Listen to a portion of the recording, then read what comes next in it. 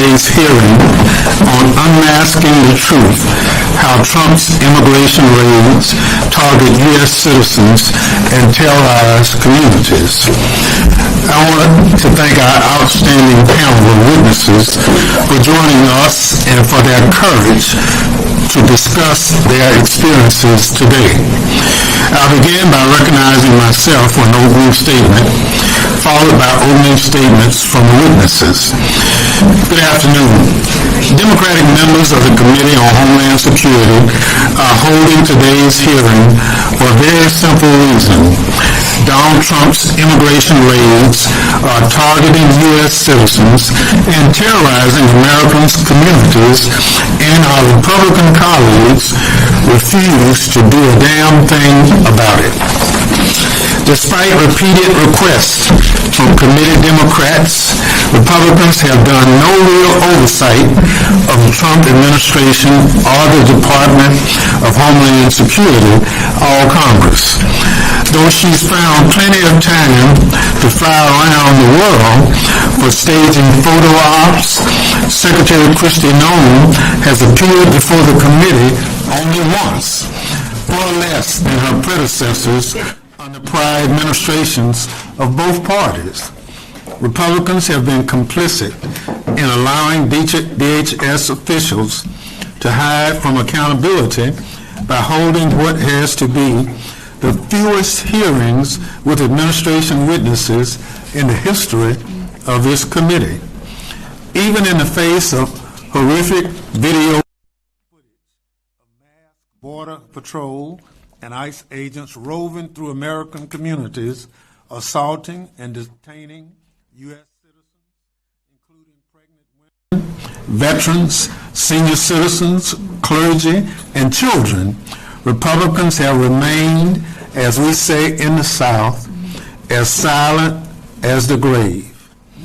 They are loyal to Trump over their fellow Americans, an appalling violation of the oath they swore to the Constitution.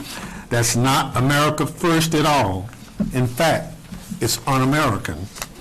So Democrats are doing what Republicans want, sounding the alarm on what Border Patrol and ICE are doing to American citizens in communities across the country under the Trump administration. I want to show a video clip of what one of our witnesses, Reverend David Black, a U.S. citizen, experienced as he peacefully exercised his constitutional rights near the Broadview Detention Center outside Chicago this summer.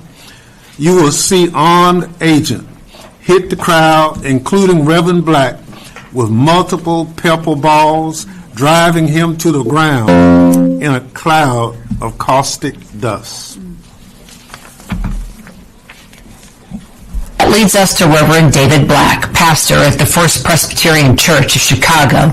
Reverend Black was taking part in a protest outside the Broadview ICE facility last month. When he said upon his arrival he felt moved to just pray for the ICE agents. But Reverend Black says his prayers did not stop them. Instead, those ICE agents opened fire on him, striking him 7 times with pepper balls, those pellets that release a chemical irritant.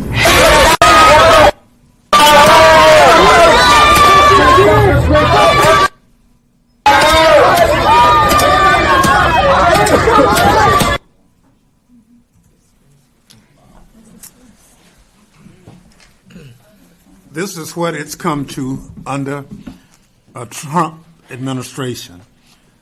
A member of the clergy standing with his arms outstretched in prayer, being assaulted by armed government agents, and Republicans who so often loudly proclaim their faith are suddenly and conspicuously silent.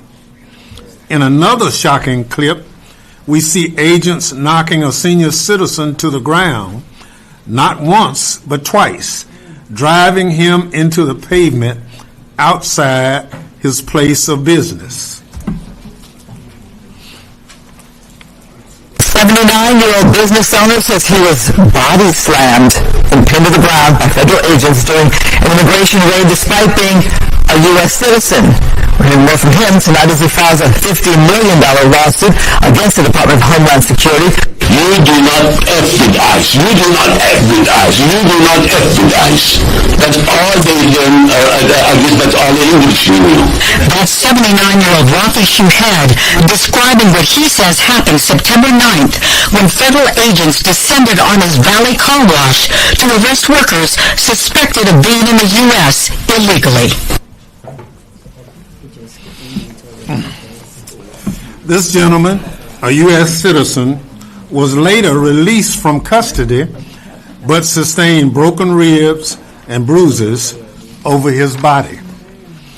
Other video clips taken by concerned citizens show Border Patrol and ICE agents smashing car windows and pulling Americans going about their daily lives from their vehicles, often profiling brown and black Americans who are repeatedly stopped and asked to show their papers simply because of the color of their skin.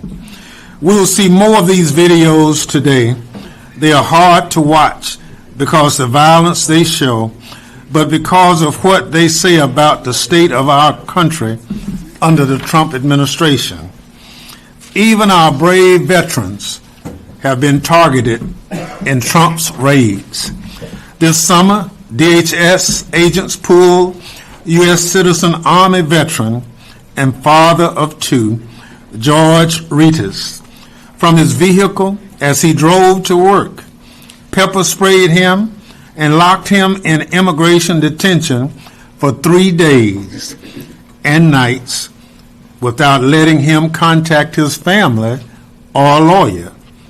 Unfortunately, this wasn't an isolated incident. ProPublica recently reported that ICE detained over 170 U.S. citizens, including almost 20 children, 2 of whom have cancer. This is an outrage and a disgrace.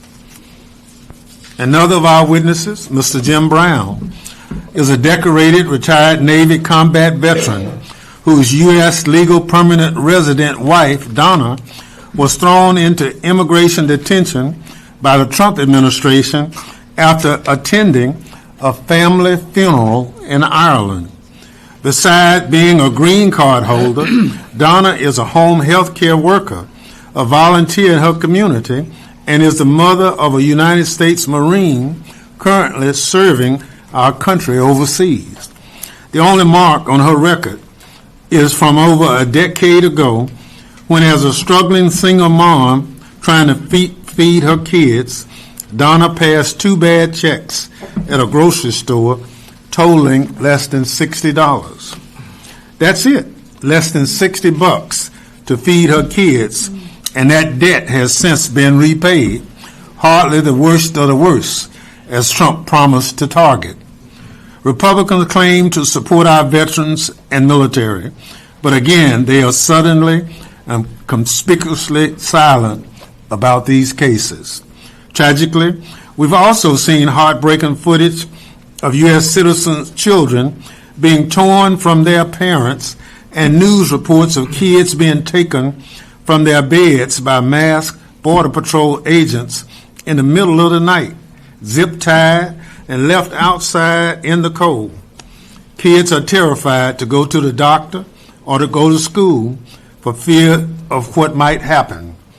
It truly is a special kind of evil to hurt children that way.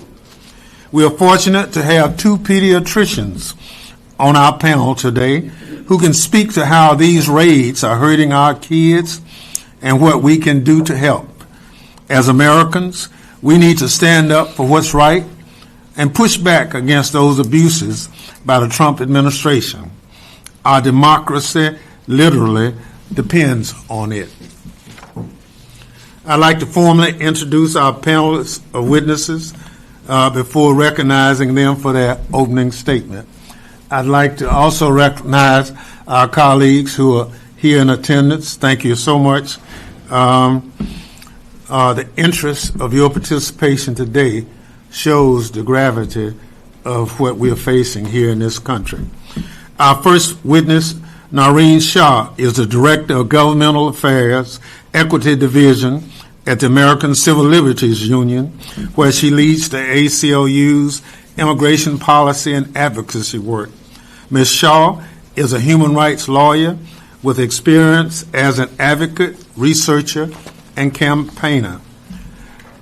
Jesse Franzblau is the Associate Director of Policy at the National Immigrant Justice Center, which is based in Chicago. Mr. Franzblau works on NIJC's Transparency and Human Rights Project and conducts investigative research on human rights abuses at the U.S.-Mexico border. Reverend David Black is an ordained teaching elder in the Presbyterian Church, USA. He began pastoring at First Presbyterian Church of Chicago in 2020. Reverend Black graduated from Princeton Theological Seminary in 2018 with a Master's of Divinity and Master's of Arts in Christian Education and Formation. Jim Brown is a military veteran and private citizen. Mr. Brown is here to share his and his wife Donna's story to bring awareness to their case. Dr. Minal Jury is a pediatrician and founder and executive director of the Midwest Human Rights Consortium. Dr. Jerry will share her experiences providing health care to children in Chicago suffering under President Trump's mass deportation agenda. Dr. Alan Shapiro is a senior medical director and assistant professor of pediatrics, Bronx Health Collective, and co-founder and chief strategy officer, Terra Firma National. Dr. Shapiro has been an advocate for immigrant children and families throughout his career and will share his experiences providing care to kids in New York. I'll now ask each of our witnesses to summarize his or her statement for 5 minutes, beginning with Ms. Shaw. Thank you, Member Thompson, members of the committee. Thank you for the invitation to testify before you today on this important topic. My name is Doreen Shaw, and I'm proud to represent the American Civil Liberties Union before you today as Director of Policy and Affairs for Immigration. The ACLU has filed more than 200. There we go. The ACLU has filed more than 200 legal actions since the beginning of this second Trump administration. We have fought attacks on birthright citizenship and successfully blocked it 2 times. We have fought to vindicate the rights of people in Los Angeles, Washington, D.C., Chicago, Colorado, as they experience raids in their communities. And we have fought to free students and other scholars who were victims of an attack on the First Amendment and their rights to free speech. We have so much more to do, and we do it in partnership with so many of you in this room, and I want to convey the deep gratitude of the ACLU for your courage, for all that you have done, for continuing to knock on the door of detention sites, for speaking for the people who are behind bars, who cannot speak, and for the families you have saved countless lives. I know your staff have labored in the background and helped release people and reunite parents and children. Like you, I am horrified by the images that we just saw on the screen. There are images and reports that we hear every day. Kids tear gassed on their way to a Halloween parade. Federal law enforcement firing tear gas in front of people's homes, hitting even police officers. Tear gas into an open car window, exposing a 1-year-old baby who struggled to breathe and open her eyes. A 67-year-old U.S. citizen dragged from his car, thrown to the ground in front of children in Halloween costumes. It is unimaginable, and yet it is happening. I'm a parent, and I think of my own small children when I read these stories. I think of the parents who have to live in fear that when they take their child to school, when they go to church, they may be separated from them forever. And I think of all the parents around this country, because every American is harmed by the chaos that is unleashed. The administration promises safety, but threatens the safety of all of us by unleashing agents in our communities and essentially promising them immunity that they do not have, and that we will fight. We will fight back against that lack of accountability. There are too many people in this country who fear that their child may be the one who experiences or simply may be the one who witnesses when a person is going about their daily life and is swarmed by mass agents who refuse to show their badge or say who they are, who bundle them into unmarked vans, mass agents who smash car windows without warning, who shoot pepper spray into cars with babies in their car seats, who slam old people to the ground. This isn't a country that we recognize as ours. It is not a country that is safe and free, and it is not the country that any of us deserve. What we have already seen from this administration is disturbing enough, but I want to outline 4 particular ways we are concerned about what happens next. And the first is attacks on our First Amendment rights, attacks on you all as members of Congress as you continue to exercise your oversight responsibilities, and the attacks on protesters that I know you'll hear more about today. Despite an Illinois federal district court order enjoining excessive use of force against protesters and others in retaliation for their First Amendment activities, we continue to see abuses. The second I want to outline is the danger of Border Patrol's ascendance as they descend upon American cities, now including Charlotte, North Carolina. Border Patrol, with its culture of abuse and impunity, puts our country, our cities into danger, including Americans who will be racially profiled or simply caught up in these operations. In the last 15 years, at least 200 people have died as a result of encounters with Border Patrol. That includes more than 100 fatalities with Border Patrol-led car crashes. Yet upon taking office, the Trump administration rescinded a hard-won agency policy to restrict these dangerous car chases. The third is surveillance of Americans. Ranking Member Thompson, as you know, among the dangerous surveillance measures of the Department of Homeland Security is Mobile Fortify, an app that federal agents are using to take photos and retain them, including of U.S. citizens.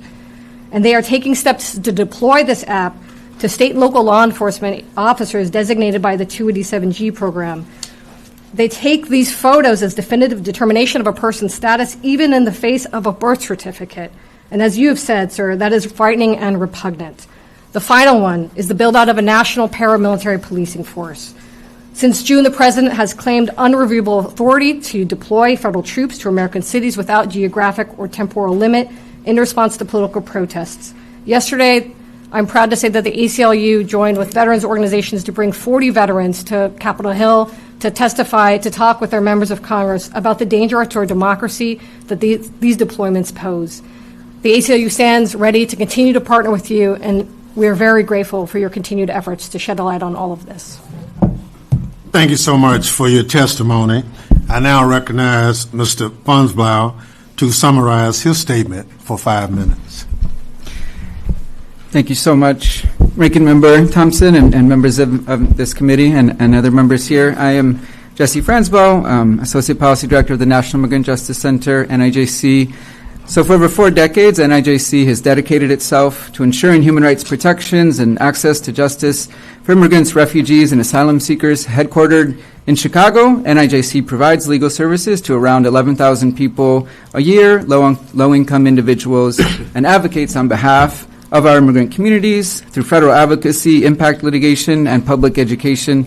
And NIJC serves people throughout the country with a focus on the Midwest and people who are facing rampant rights violations by federal immigration enforcement agents and inhumane conditions in immigration detention. And today I'm going to focus briefly on 2 critical issues facing communities in the Chicago area and across the country, notably the egregious rights abuses by federal agents who are carrying out sweeping arrest operations and the discriminatory practices that are occurring along racial and ethnic lines. And these issues are impacting U.S. citizens and non-citizens alike and represented a dramatic overreach of executive authority and a serious threat to democratic institutions. So while the Trump administration officials are often denying that U.S. citizens are being detained during their ongoing immigration enforcement operations, mounting evidence is definitely contradicting those claims. There are countless reports of U.S. citizens being temporarily detained. The administration fails to report reliably on how many citizens have been held and detained. But a ProPublica investigation found more than 170 cases this year where citizens were detained at raids or at protests. New federal disclosures through an ongoing Castaño-Nava settlement agreement also illustrate how the assault on immigrant communities is impacting U.S. citizens and non-citizens alike. In this case, the judge in this case has ordered the Trump administration to release potentially hundreds of people from ICE detention centers who are believed to have been arrested without warrants or probable cause. And the judge in that case has also addressed how citizens and non-citizens with legal status who share commonalities are now finding themselves increasingly subjected to ICE questioning for sometimes lengthy periods at time and potentially warrantless arrests during immigration enforcement operations. U.S. citizens are being seized, taken from their jobs, prevented from working to support themselves and their families. And an October 7th decision in that case discusses 2 U.S. citizens who are among 5 people arrested during a September 25th immigration enforcement operation in a Chicago suburb. And the November decision in that case also discusses the South Shore raid that occurred in Chicago on September 25th. And this operation, which was very highly reported on and publicized, around 300 DHS officers ascended on an apartment complex with Black Hawk helicopters helping them in a predominantly African-American South Shore neighborhood in Chicago. The building was reportedly targeted because of alleged ties of individuals there to a suspected gang, but a ProPublica investigation in that case has also found little support for the government's claims regarding the justifications for those raids. And those raids are just one of the examples of how communities throughout Chicago have been traumatized by ICE and other federal agents. So I would just close and just say that it's imperative for Congress to continue, as you are, to demand answers and accountability from DHS on the use of racial profiling. It's imperative that Congress do everything in its power to end this impunity for ICE and CBP operations that are ravaging our communities, and this means blocking additional funds through provisions in appropriations law. Congress must continue to conduct vigorous oversight visits and advocate on behalf of people in detention and put an end to the misuse of funds and the impunity and work to protect constitutional protections. Thank you. Thank you so much for your testimony. I now recognize Reverend Black to summarize his testimony for 5 minutes. Thank you, Congressman Thompson, for all of your work on behalf of Americans and for organizing this hearing.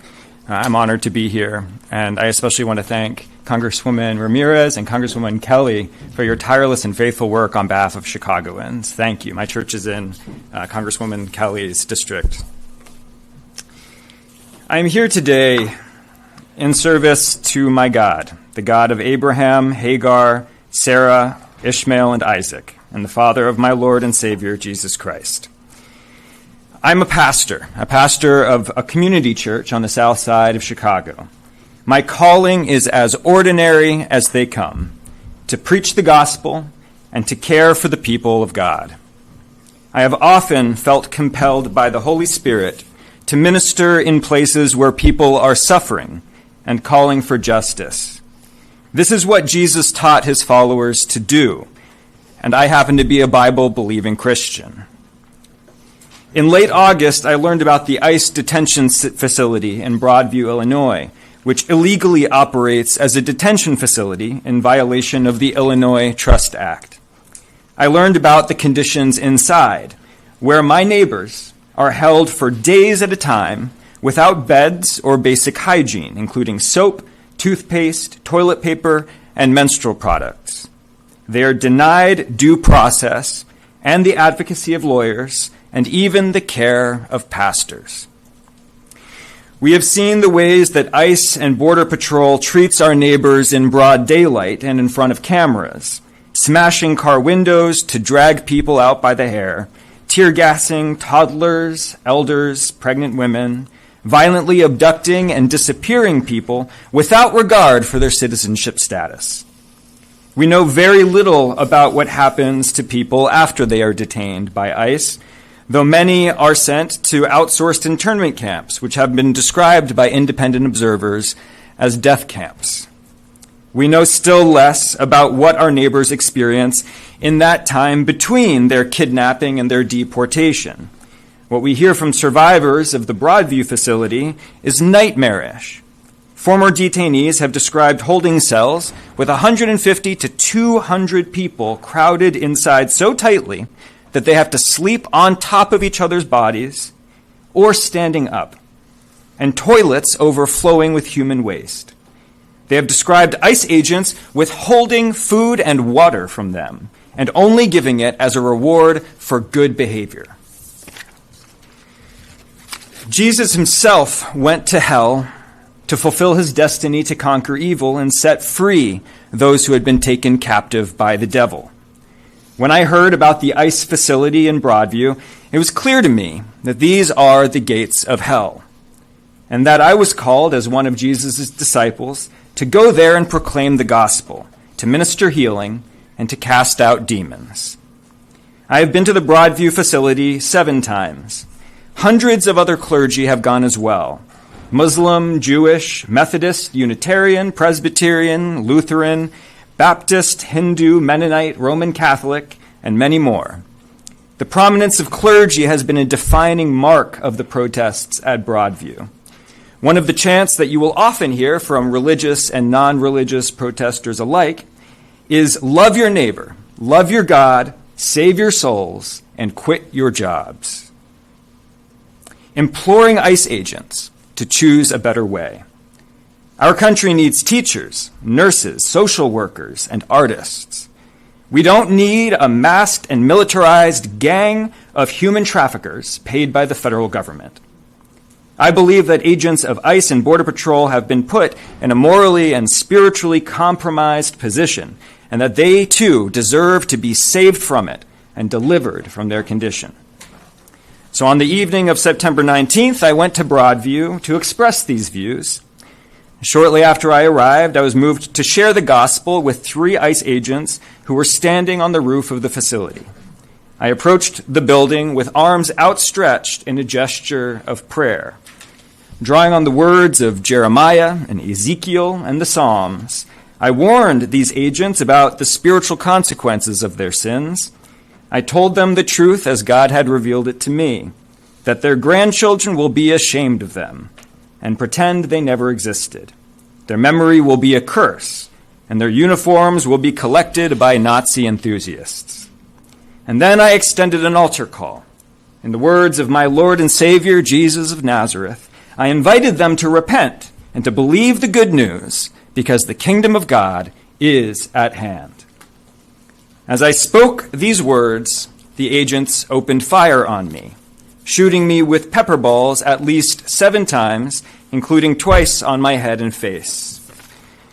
The manufacturer of pepper balls warns in their safety manual on page 4 that they can be deadly when shot at the head, the neck, and other sensitive area. I was one of many clergy and journalists and other assembled peaceful protesters who were shot in the head and the face by ICE with pepper balls. By the manufacturer's own testimony, it is a miracle that none of us has been killed. In the moment, I was shielded by protesters and then led away and received help from volunteer medics. Moments later, the gates of hell opened, and more than a dozen ICE agents swarmed out. Without warning and without provocation, they slammed protesters into the concrete and pepper sprayed anyone they could get within reach of. I was maced twice while still disabled on the ground, with such a large quantity of the chemical that I was soaked from head to toe. ICE and the Border Patrol's use of force against peaceful protesters and our neighbors across Chicagoland has consistently been vicious and excessive. Agents of the Department of Homeland Security, led by their role model Gregory Bovino, have shown open contempt for the rule of law, for human rights, and for their own policy manuals. They have continually deployed tear gas and other chemical weapons in Chicago neighborhoods without warning or provocation, in open defiance to the restraining order and preliminary injunction issued by District Judge Sarah Ellis. They have brutalized infants, elders, pregnant women, many disabled people, and many, many others. Under Donald Trump, the Department of Homeland Security has been weaponized for a carnival of violence and gleeful cruelty. It is being used to destroy families and communities and to dismantle our civil society. I believe that Chicago has also been a testing ground. As the Trump administration continues to consolidate its power, it is normalizing routine militarized violence that targets and violates Americans' constitutional civil rights. And yet, as many of my conservative friends are quick to remind me, this vicious campaign of deportations did not begin with Donald Trump. George Bush, Barack Obama, and Joseph Biden have also funded and deployed massive ICE operations. This campaign of deportations is obscene and abhorrent under any administration. Millions of Americans are yearning to see real vision and moral clarity come from the Democratic Party in this time. If this party wishes to restore confidence in its leadership, a good place to start would be to dismantle the Department of Homeland Security and to abolish ICE. Agents of DHS explicitly target people based on the color of their skin and the language which they speak. They routinely brutalize, kidnap, and disappear people without regard for their documented status. There are dozens of cases in Chicago alone where ICE has invaded the homes of American citizens and detained them. These operations can no longer be categorized as immigration enforcement. I am old enough to remember when the Department of Homeland Security was created, which means that most others in this room are as well. It's time for us to embrace a vision of a United States in which the DHS and ICE have been dismantled. DHS was created to protect Americans from terroristic threats, but it has now received a mandate to terrorize American communities. The war on terror has metastasized into a war against democracy and civil rights. Reverend King, that's a magic 5 minutes you got. I understand. I'm a preacher, so please excuse me. I will move to a close. Peaceful, freedom-loving protesters in inflatable frog costumes and clerical collars are being designated now as domestic terrorists. The time has come to submit to a simple moral clarity. The Democratic Party must commit to dismantle the Department of Homeland Security and abolish ICE. One last sentence, sir. There is a new democratic movement in this country. The good news is that the world is ending, and all the trouble of our present times are just the birthing pains of a new creation. A world of abundance, harmony, and delight is sprouting even as I speak these words. The time has come for us all to stop clinging to the ways of this old world, ways of abuse, exploitation, and waste, and turn with empty hands and clean hearts to receive the world that is being made new by God's grace. Thank you, sir. Thank you so much, and I'm sure my colleagues will have some additional questions. We'll now hear testimony from Mr. Brown. Mr. Brown. Thank you, Mr. Thompson. I want to recognize you for allowing me to be here, and Mr. Magaziner, thank you. My name is Jim Brown. I'm a decorated, retired Navy corpsman, surface warfare, air warfare, and Fleet Marine Force combat veteran. I'm a simple countryman who grew up dirt poor, living in a single-parent household. I continued my medical knowledge from the Navy after retirement by working in healthcare as a CT technologist. I've been living the American dream. That was until July 29th when ICE unlawfully detained my wife, Donna. Donna is an Irish citizen born in England to Irish parents in 1966. Her family moved to America in 1977 when Donna was 11 years old. She's lived here ever since and calls America her home. She's never lived in Ireland. She has always been a legal permanent resident green card holder living here lawfully for 48 years.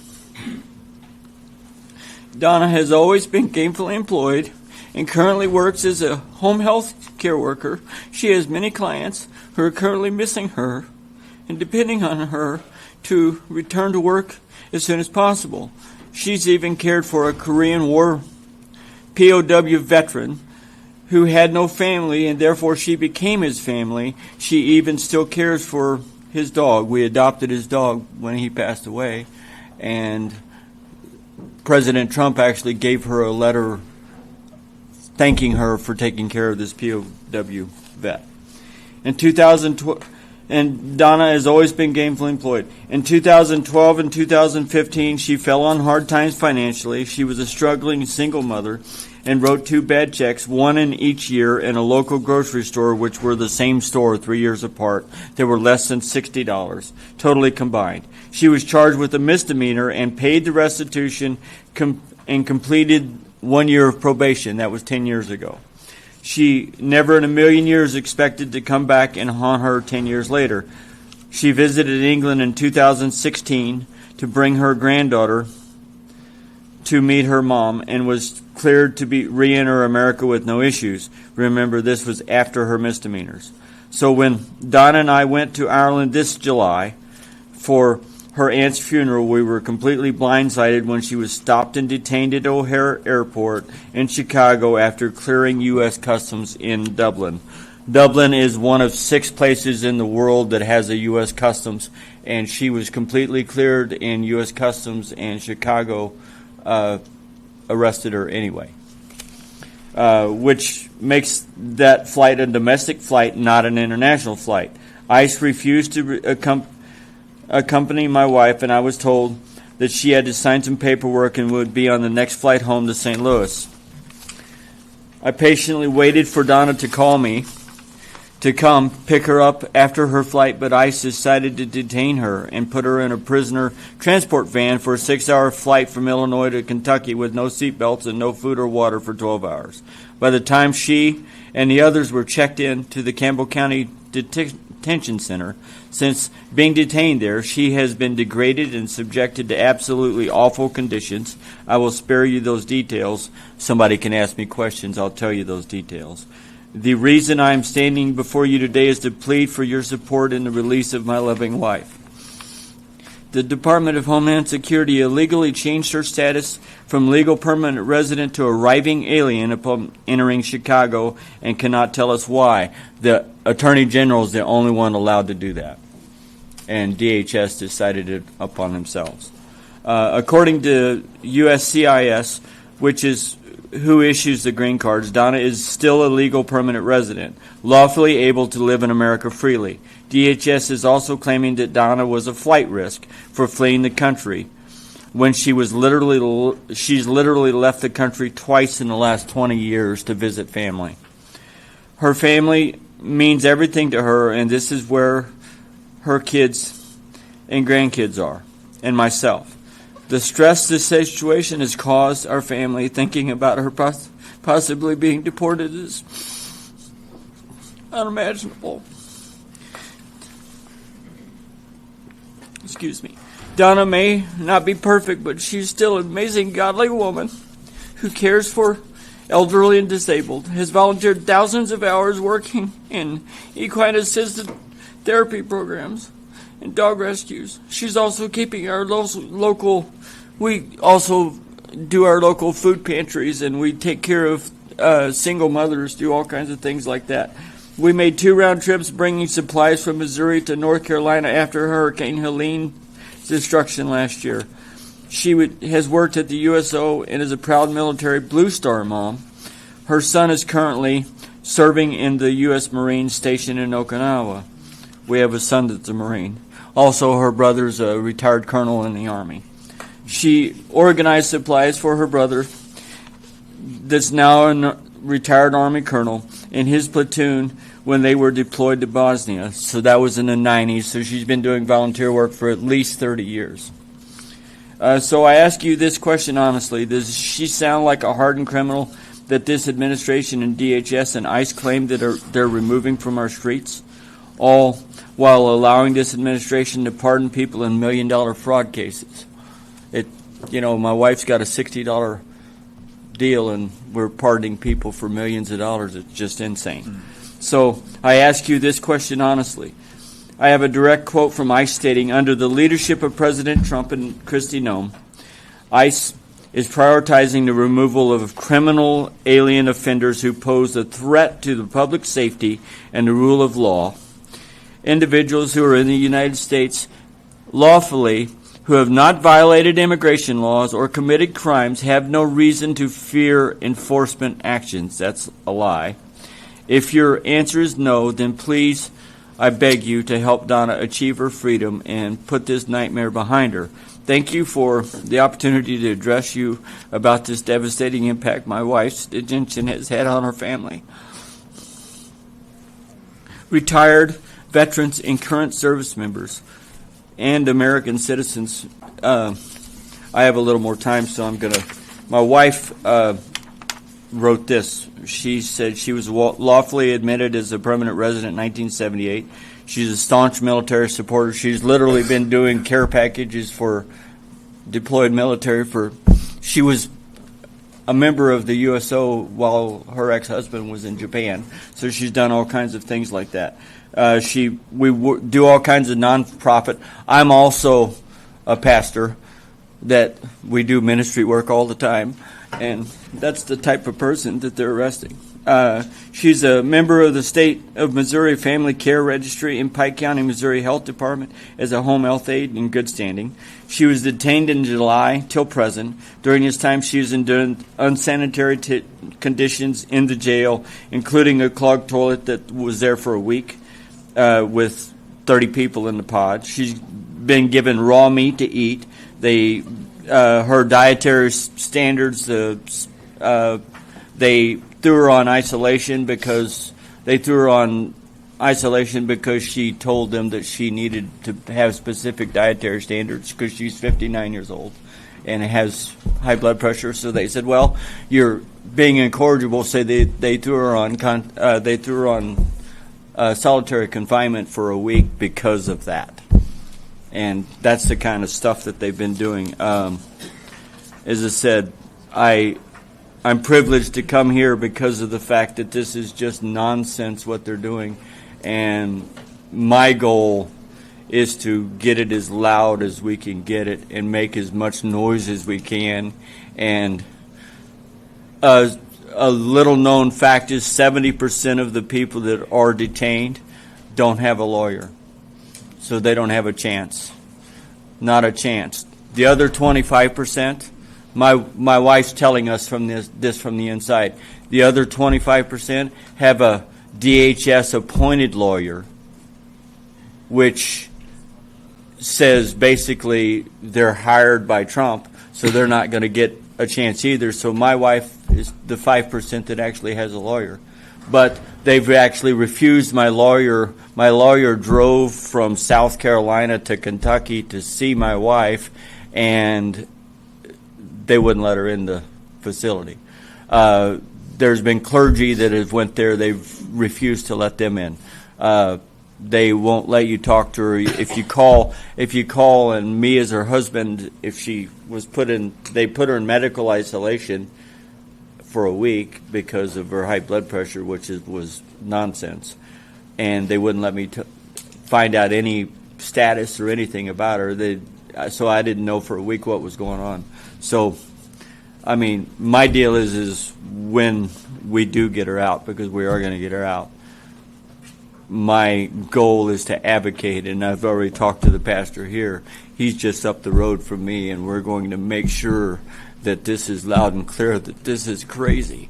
This is wrong. Well, we absolutely agree with you, and we're working with Mr. Magazina on your wife's situation. But it's such a real situation. We felt your testimony was important to the committee, and thank you so much. We'll now recognize Dr. Jerry to summarize her statements for 5 minutes. Thank you, Representative Thompson and this committee. Thank you to this committee for bringing us here today. My name is Minal Giri. I am a pediatrician. Sorry, can you hear me? Yeah, closer. I'm a pediatrician. I am the founder and executive director of the Midwest Human Rights Consortium. As a pediatrician, I have spent my career caring for children in immigrant families.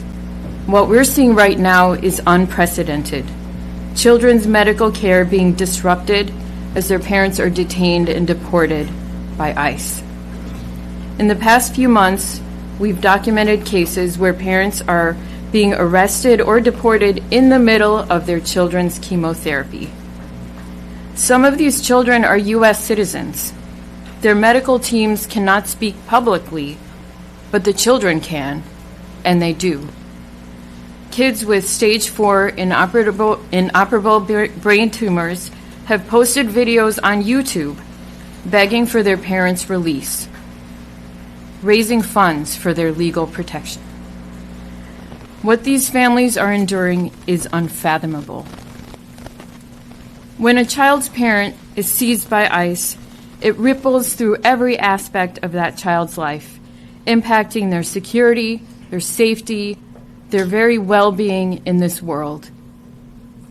You've seen the videos of children crying and grabbing at their parents' legs as they're being torn away by ICE agents. And for a sick child, for a child who depends on their caretaker for comfort, for hope even, their entire care plan and their worlds collapse. Medications go unfilled, transportation to the hospital disappears, insurance coverage lapses. Suddenly, the caretaker and the decision maker at their bedside is missing. For a child with asthma or diabetes, that can mean an emergency admission. For a child fighting cancer, it can mean a lost chance at survival. And for the medically fragile children, those who need ventilators and feeding tubes to survive, it can mean the unthinkable.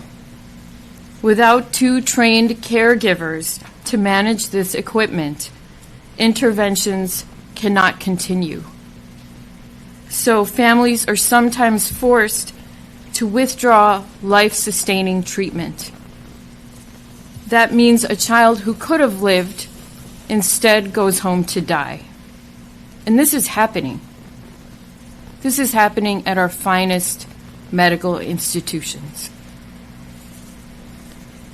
Families are now afraid to seek even the most basic care for their children or send them to school because they've seen immigration agents in hospital parking lots and helicopters hovering over their daycare centers and their high schools for hours on end.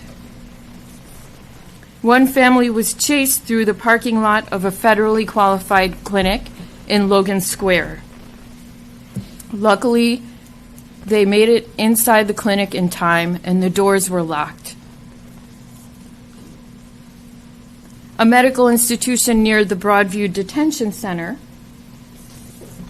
routinely has shackled patients marched through its doors, accompanied by armed, unidentified men with rifles. Men with rifles in hospitals. The staff is afraid. The staff must be quiet. Can you imagine how the children feel? What happens then? Parents send their sick kids to the ER alone.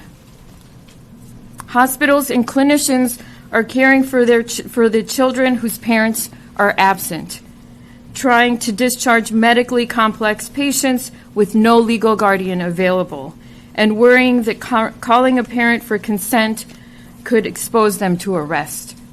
Hospitals are scrambling to find emergency guardians or ethics consultations instead of focusing on their job, which is taking care of sick kids. Most devastatingly, children in hospitals are dying alone. And this is happening. This is the human cost of the current environment of enforcement.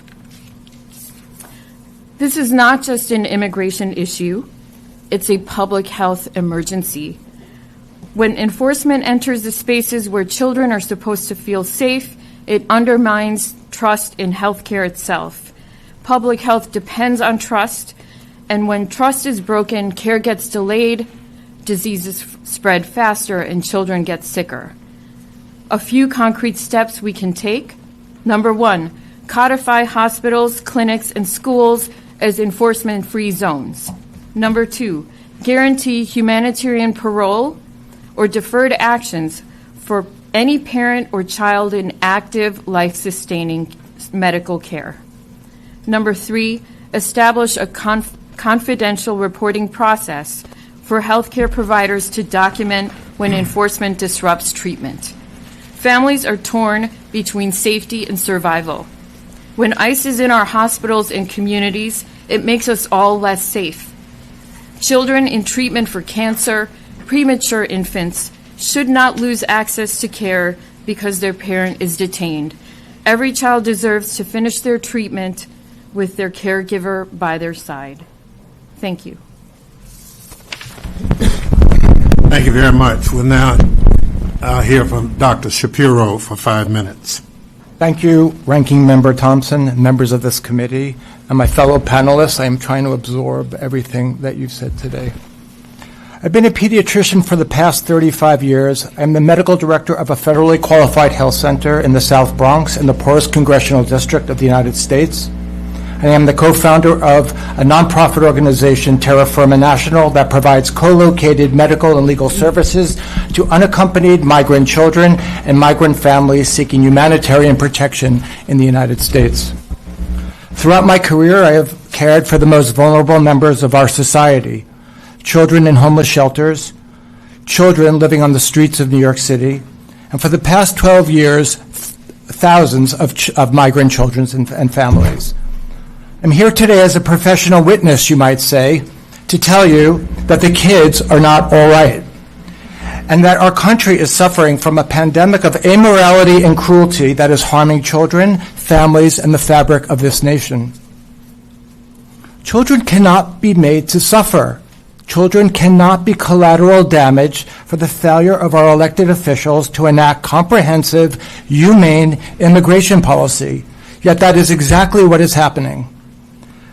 The policies and practices of this administration are creating an atmosphere of terror in this country. As adults, we cannot fathom what we are seeing, but can you imagine what it is like from the perspective of a child? Children throughout the country are seeing images of parents ripped from their loved ones' arms on the news and in social media. How do you explain this to your children and grandchildren? But even worse, children are seeing their own parents arrested in front of their eyes, parents at their homes and outside their schools. Children are also seeing bands of masked law enforcement agents sanctioned by the government sweeping through their cities.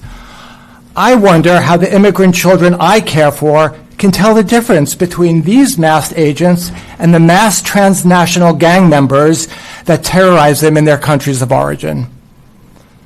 These policies are also affecting my pediatric practice and those of my colleagues around the country.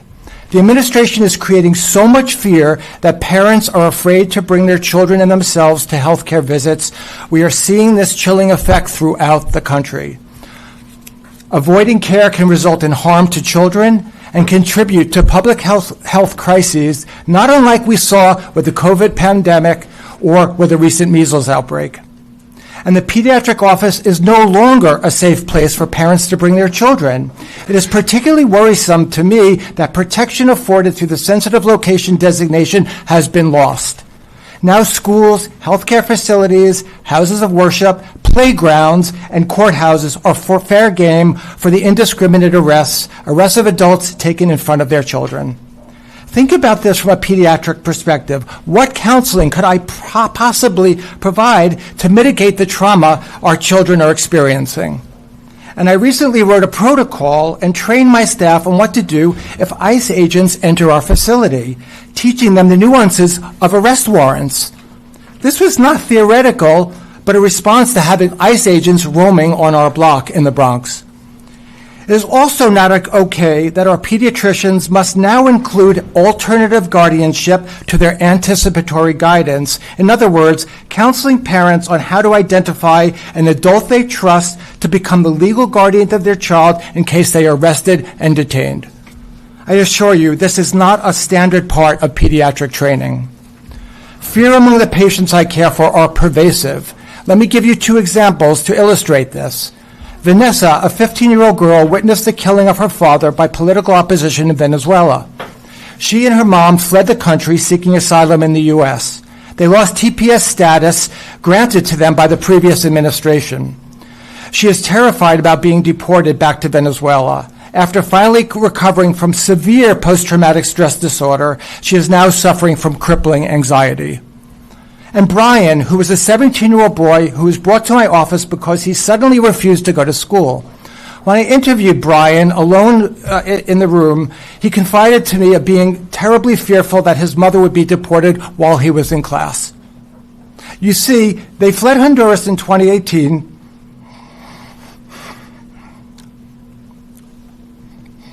due to his mother's life being threatened, and unfortunately arrived during zero-tolerance policy was being enforced. They were separated. His mother was sent to Washington State. He and his brother were sent to New York City. I'll never forget the day that his sobbing mom came into our health center looking for her children. Brian prayed this would never happen again. So now I ask you, the members of this subcommittee, where is the moral outrage? I know most of you are working hard to change things, and thank you for sounding the alarm. But I have to tell you, from where I'm sitting, we are not seeing enough change. And we do not see what our elected representatives are doing in their power to change the situation and for children to being harmed. My ask today is simple. All immigration policies and procedures that harm children cease immediately.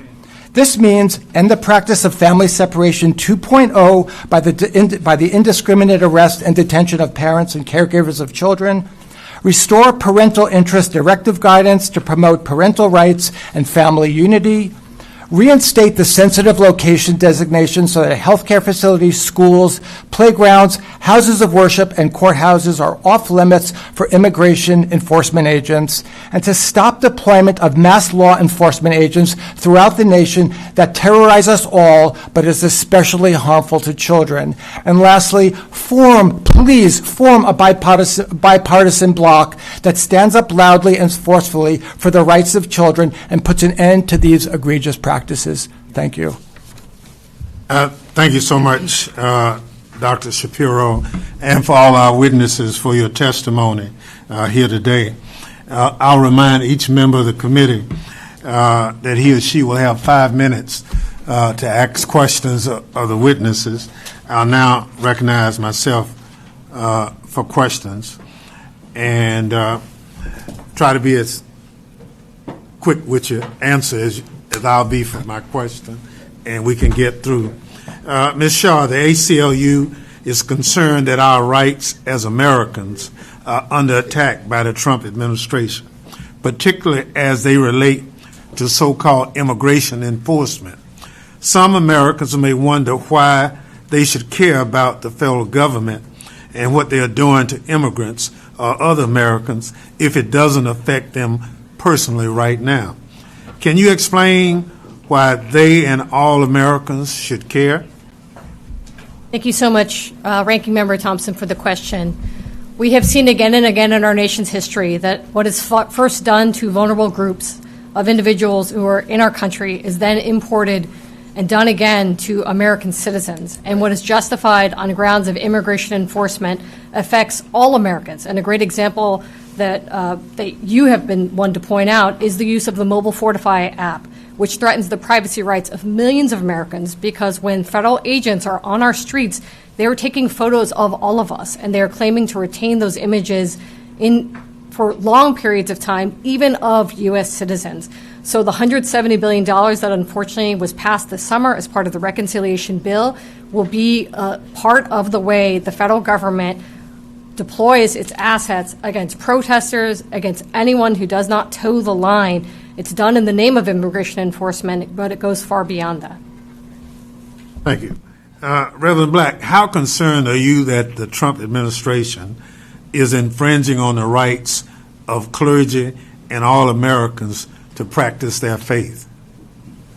I'm extremely concerned. I'm seeing a systematic strategy from this administration to suppress the faith witness of Christians around this country, and even to mark faithful Christian witness as domestic terrorism, with some of the directives that have come from the White House claiming that any speech which is in certain categories, which in my mind all resonate with Christian values, such as being anti-capitalist and anti-racist, and caring about migration and gender, that these are all categories of groups that they would designate as domestic terrorists. So myself and many of my clergy colleagues are very fearful for how this administration that was elected by a plurality of evangelical Christians is actively persecuting faithful Christian biblical witness.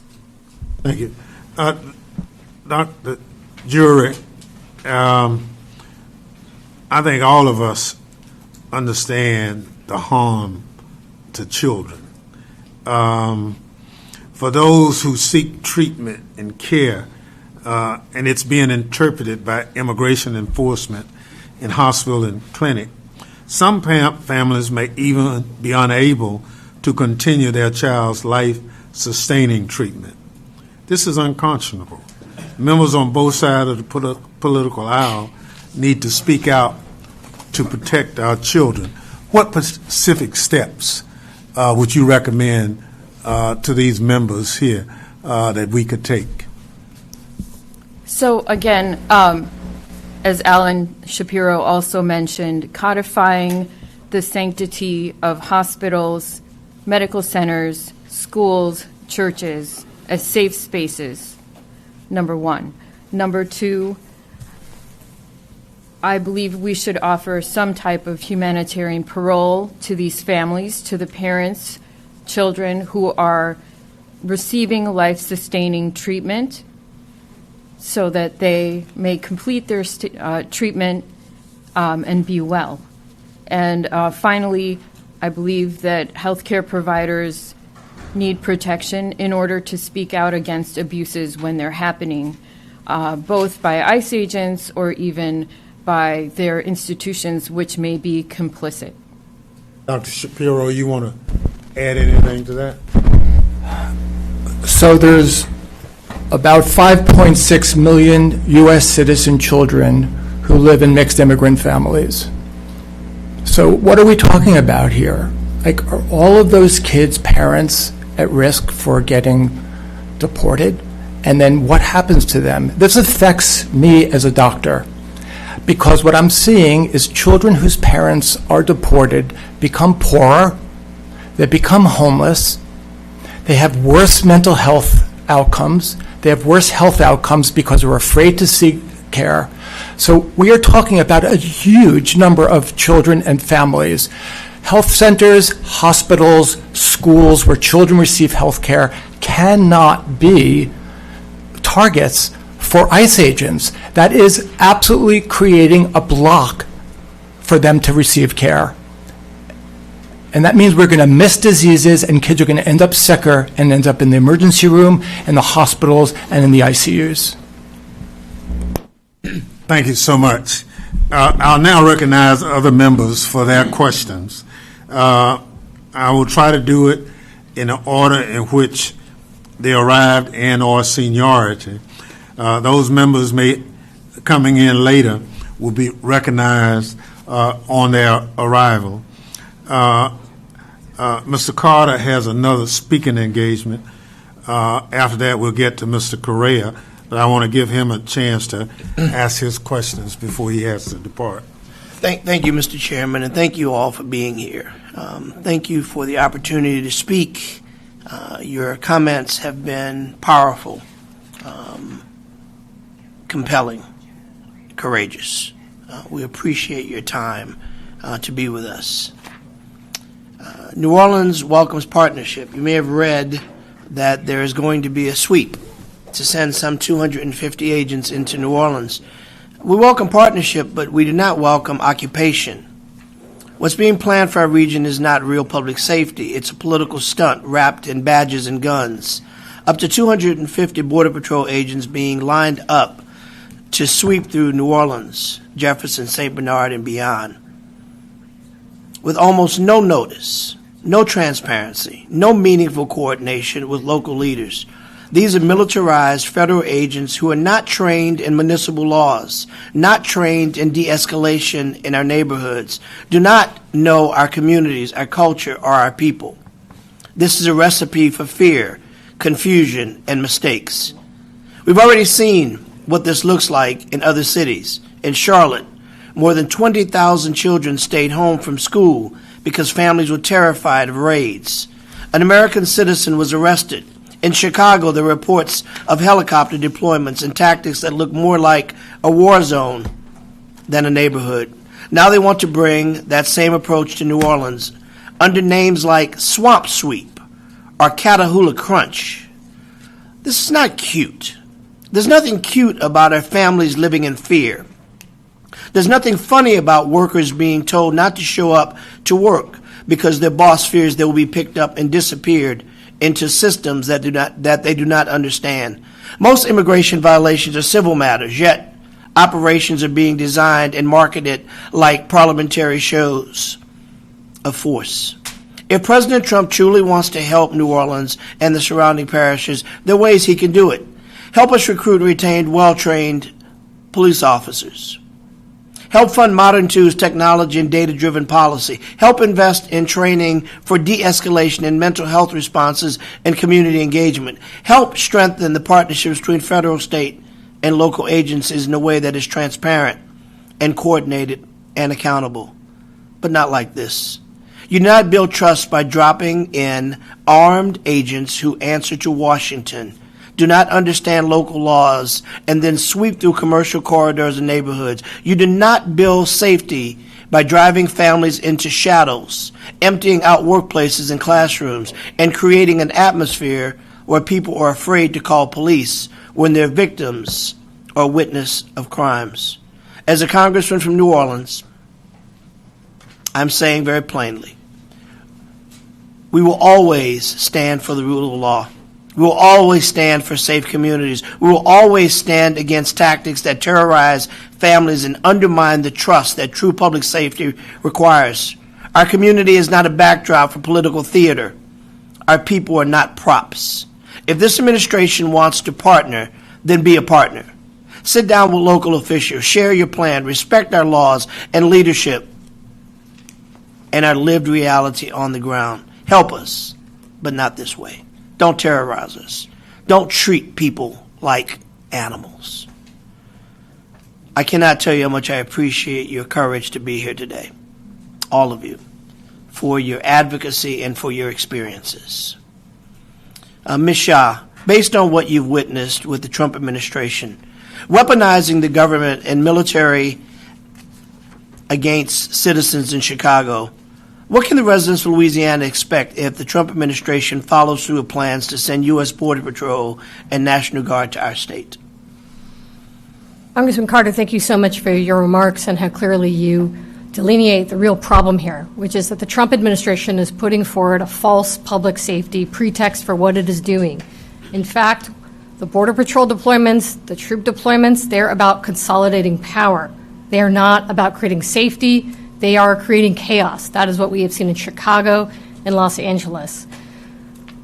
The Trump administration is also misusing government resources that are supposed to be devoted to public safety. As a Cato Institute report recently showed, 25,000 federal law enforcement officers have been redeployed from their main missions, which include combating human trafficking and sex trafficking and drugs. They've been redeployed to civil immigration enforcement, going after people who pose no threat, who just want to be with their families and continue to be working and living in this country.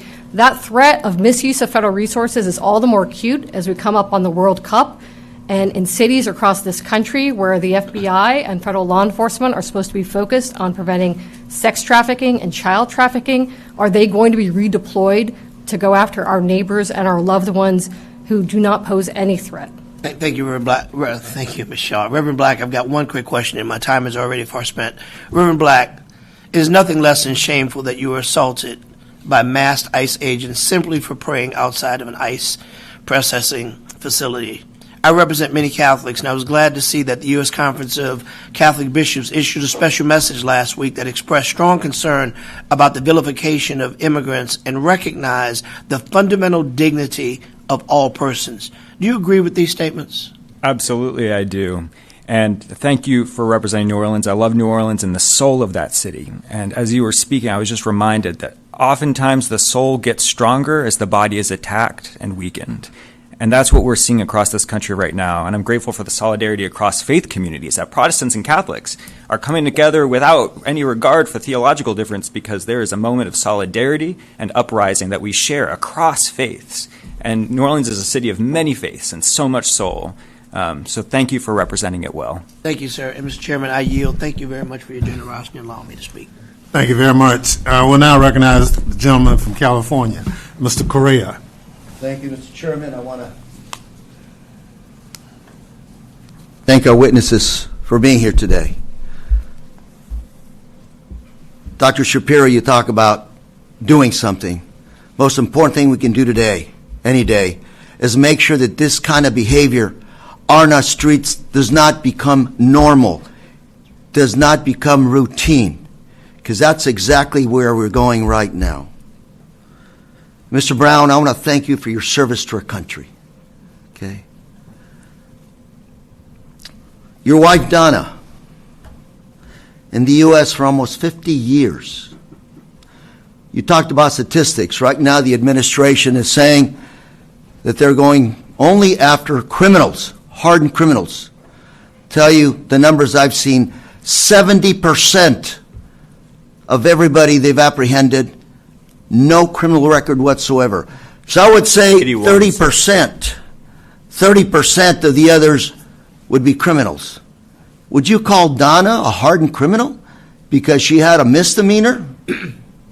My wife and I, when we don't work, we're ministers. We help the needy. That's what we do. And that's who they're arresting. It's not criminals. My wife is in jail right now, and there's a French person there, I won't mention names or anything, that literally came up to the immigration counter getting her green card, and they arrested her and put her in jail. This is a very common story, but let me ask you, sir, Mr. Brown, it's my understanding you also voted for President Trump. Yes, sir. Why did you vote for him? Because I was an idiot.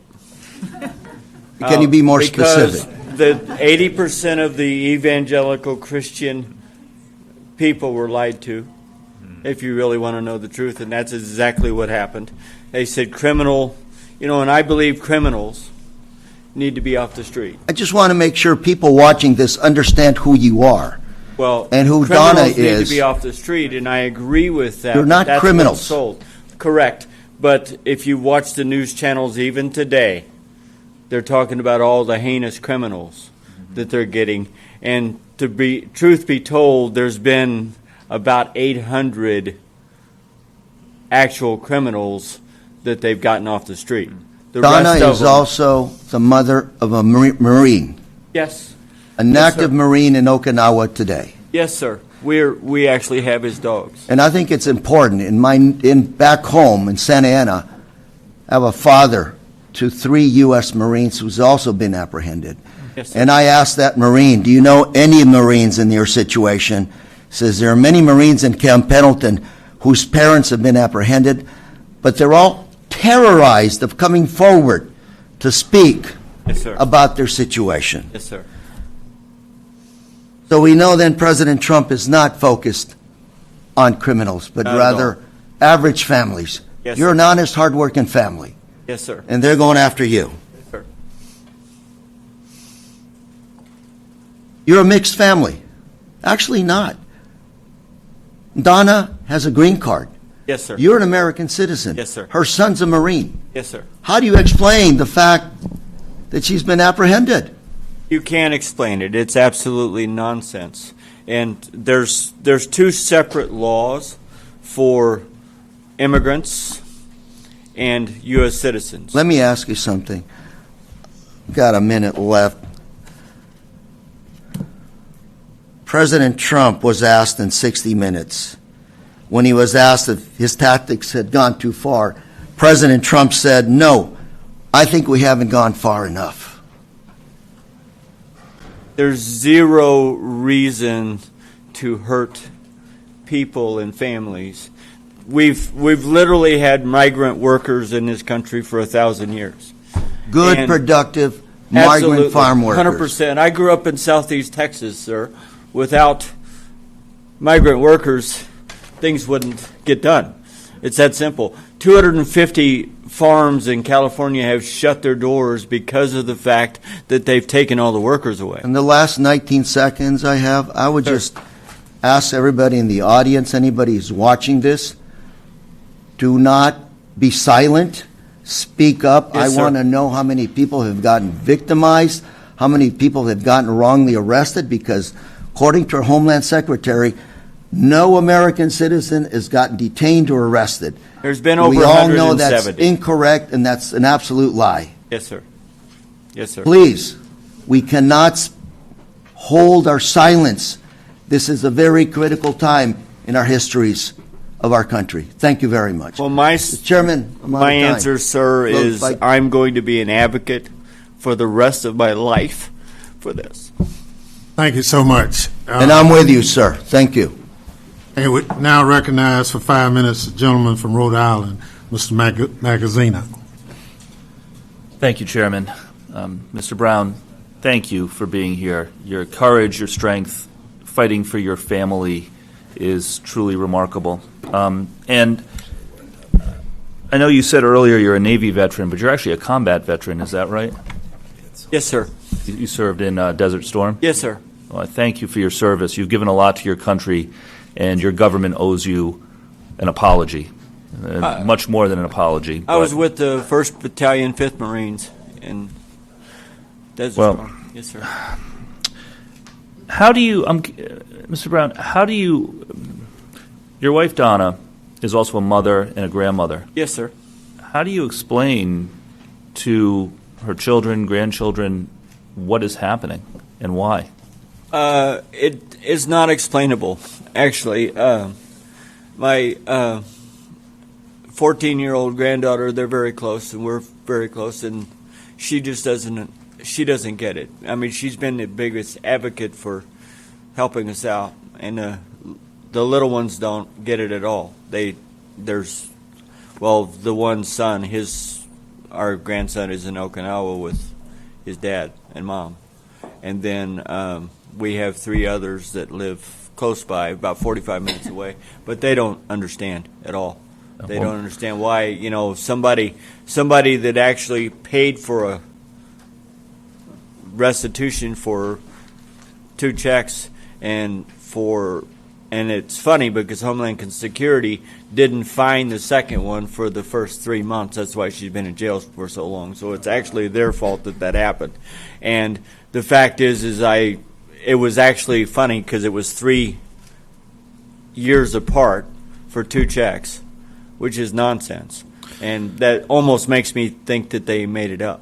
I can't imagine explaining this to a child why No. his grandmother has been locked up when she never did anything wrong.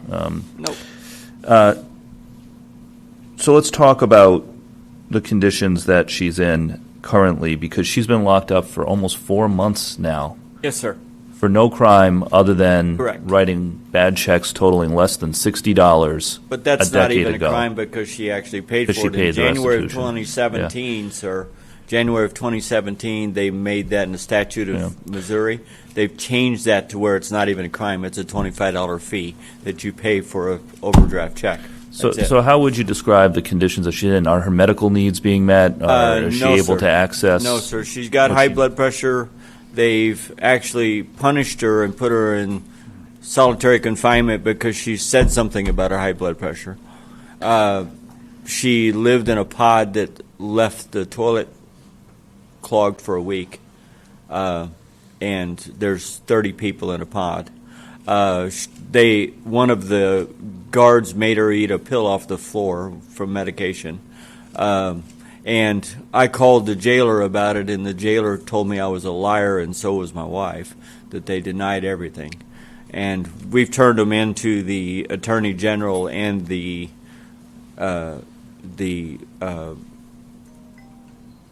prison system, correctional prison system in Kentucky, and to no avail because they're actually tied together, so they don't actually do anything because you can't send a private unless you pay a lawyer several $1,000s to privately inspect them. They're not going to tell on themselves. Mr. Brown, you said earlier that you voted for President Trump.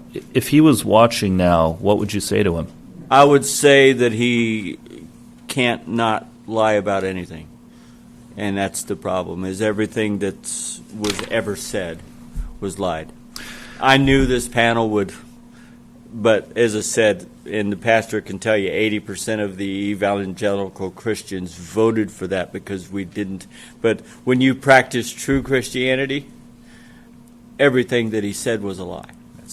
Well, Mr. Brown, you're absolutely right. President Trump lied to the American people. 100%. He said he was going to go after the worst of the worst, violent criminals and drug dealers. That's not what he's been doing. He's been locking up children with cancer, been locking up and deporting veterans who serve this country, and locking up a 40-year legal resident of the United States who never committed any crime other than writing a bad check and who is a good member of her community, your wife. And it is wrong. It is infuriating. Yes, sir. And we have to do better than this as a country. Listen, I know I'm low on time, but let me just say, with respect, all due respect to the Reverend, most people I talk to, they don't want Homeland Security to be abolished. They want border enforcement. They want violent criminals who aren't here legally to be deported. But they don't want this. Correct. They do not want masked agents terrorizing neighborhoods. They do not want people being tackled in the streets who are not criminals. They do not want children with cancer being deported. They do not want innocent people who pose no threat to their community being detained and deported. They do not want veterans being deported with no due process. This is not what the American people signed up for. And all I can say to you, Mr. Brown, is you are not alone, because I do think this country is waking up to what is happening.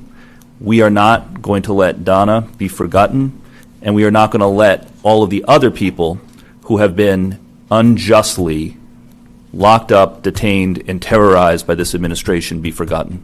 So thank you, sir, for your courage. Thank you, gentlemen. Time has expired. We now recognize the young lady from California, from Chicago. Not California, not California. Ms. Ramirez. The ranking member knows I'm very proud of being from Chicago. Ranking Member Thompson, thank you so much for convening this hearing, and our witnesses, all of you, for being here. It is gut-wrenching to hear what you're saying, and I see and hear this every single day, and I still struggle not to get into tears. Look, as a Chicagoan, I know firsthand the terror that DHS's immigration raids have had in our communities. We have been surveilled, threatened, tear gassed, hit with pepper balls, shot, subjected to warrantless arrest and precision immobilization technique maneuvers. We've been kidnapped and disappeared. Neither Trump's administration nor DHS gives a damn if you're a U.S. citizen, a baby, a senior, or a pastor. There is no respect for the rule of law. Terror is unleashed indiscriminately, and fear and cruelty is the point. I want you to take a look at this. Homeland Security is defending actions taken by federal officers in Chicago over the weekend that sparked outrage from some residents. Tear gas at Old Irving Park right now, our own neighborhood, scaring our children. A Halloween parade for kids canceled after agents deployed what appeared to be tear gas. Never thought. Can you bring up the body?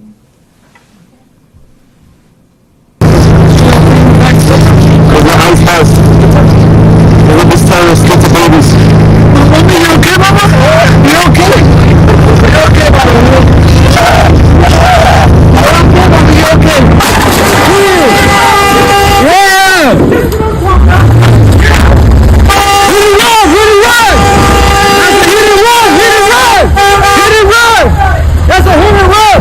Hit and run!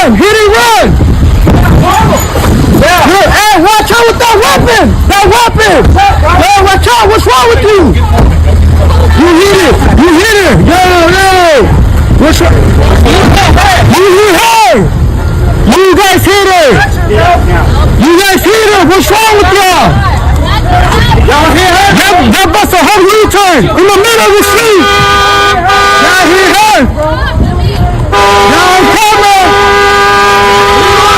Leave her alone. She ain't even do shit. She trying to go to work. She's trying to go to work. Oh, what? Crazy shit. Y'all some crazy. Y'all got no heart, for real. No heart. Let go, that's my mom. A 1-year-old U.S. citizen tear gassed, and her father, a young man who was born in this country. On Saturday, October 25th, Border Patrol agents aggressively disrupted a children's Halloween parade and terrorized and injured a 67-year-old citizen, pulling him out of his vehicle, tackling him to the ground, and detaining him. On November 8th, as you saw, ICE agents pepper sprayed a family and their 1-year-old daughter while they were grocery shopping. On Friday, October 10th, an unmarked vehicle driven by federal agents crashed into Diane Figueroa's vehicle, and they exited their vehicle with weapons drawn to forcibly draw Figueroa out of her car. As her child said, "That's my mom." Mr. Francois, I've said it before and I'll keep saying it. The greatest threat to public safety right now is the Department of Homeland Security, ICE, and CBP under it. Can you describe why ICE and Border Patrol agents under DHS jurisdiction who do not identify themselves properly can lead to dangerous situations? Yeah, and I think that the images speak louder than any words, but there, of course, are regulations where DHS agents are supposed to identify themselves. There is language, of course, around particular instances. They're supposed to identify themselves when carrying out arrests, when it is safe to do so. As we've seen, just again and again, they are absolutely failing to do so, and it's of course not only ICE. CBP is increasingly carrying out arrest operations. The Casino Nava litigation shows that over 1,500 people were arrested by ICE during these operations in Chicago over the last 3 months.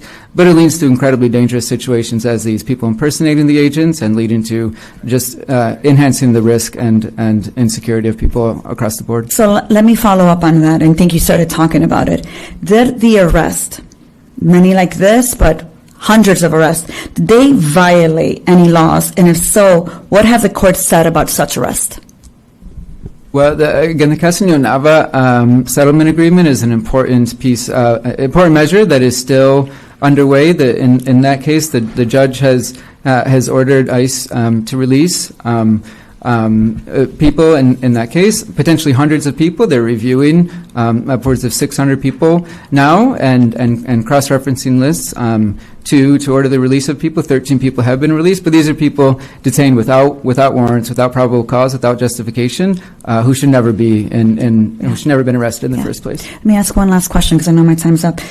Ms. Shaw, it feels like every day we're seeing a new story where a federal agent is assaulting a U.S. citizen.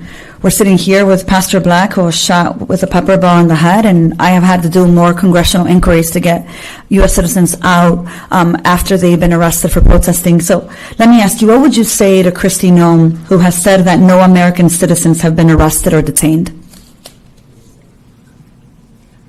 I would say, Madam Secretary, the lies need to stop. The lies about who is being harmed and who is being helped, because American communities are being harmed by this administration's policies, and it is on her. It's her responsibility as Secretary of the Department of Homeland Security to be helping our communities, not terrorizing them, and not putting that footage on the DHS website and social media threads to broadcast terror to our communities. It is appalling. Thank you, Ms. Shaw. So here's my question to my colleagues as I wrap up. If DHS cannot be held accountable, if we're obstructed from conducting oversight at these centers, as some of us have been trying to get into since June, if they are systematically undermining our civil rights, pepper spraying 1-year-old children, perpetrating violence in our communities, what is Congress's responsibility? I think the answer is clear. We have to start stripping away every tool they're using to terrorize us. And that starts with the taxpayer dollars that they're using to harm Americans every day. I know it may not be the most popular thing to say, but I do think we need to start having a real conversation about defunding ICE. With that, Mr. Chairman, I yield back. Young lady yields back. We now recognize the gentleman from New York, Buffalo specifically, Mr. Kennedy. Thank you. I want to sincerely thank Ranking Member Benny Thompson for holding today's hearing. It's so important. I want to thank all of the witnesses for being here, all of you for offering your very unique perspectives into this administration's immigration raids. Mr. Brown, I want to thank you for your service to our country. All of your stories, many of them deeply personal, must be elevated to call this administration out for its egregious violations of due process and to remind all of us of our common humanity. To be clear, this administration promised to go after criminals.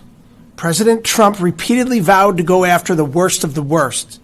Yet, as we're hearing today, as citizens of a democracy founded on the principles of a government by and for the people, of equal protection under the law, and the promise of due process, we are being lied to and deceived, and our values are being betrayed.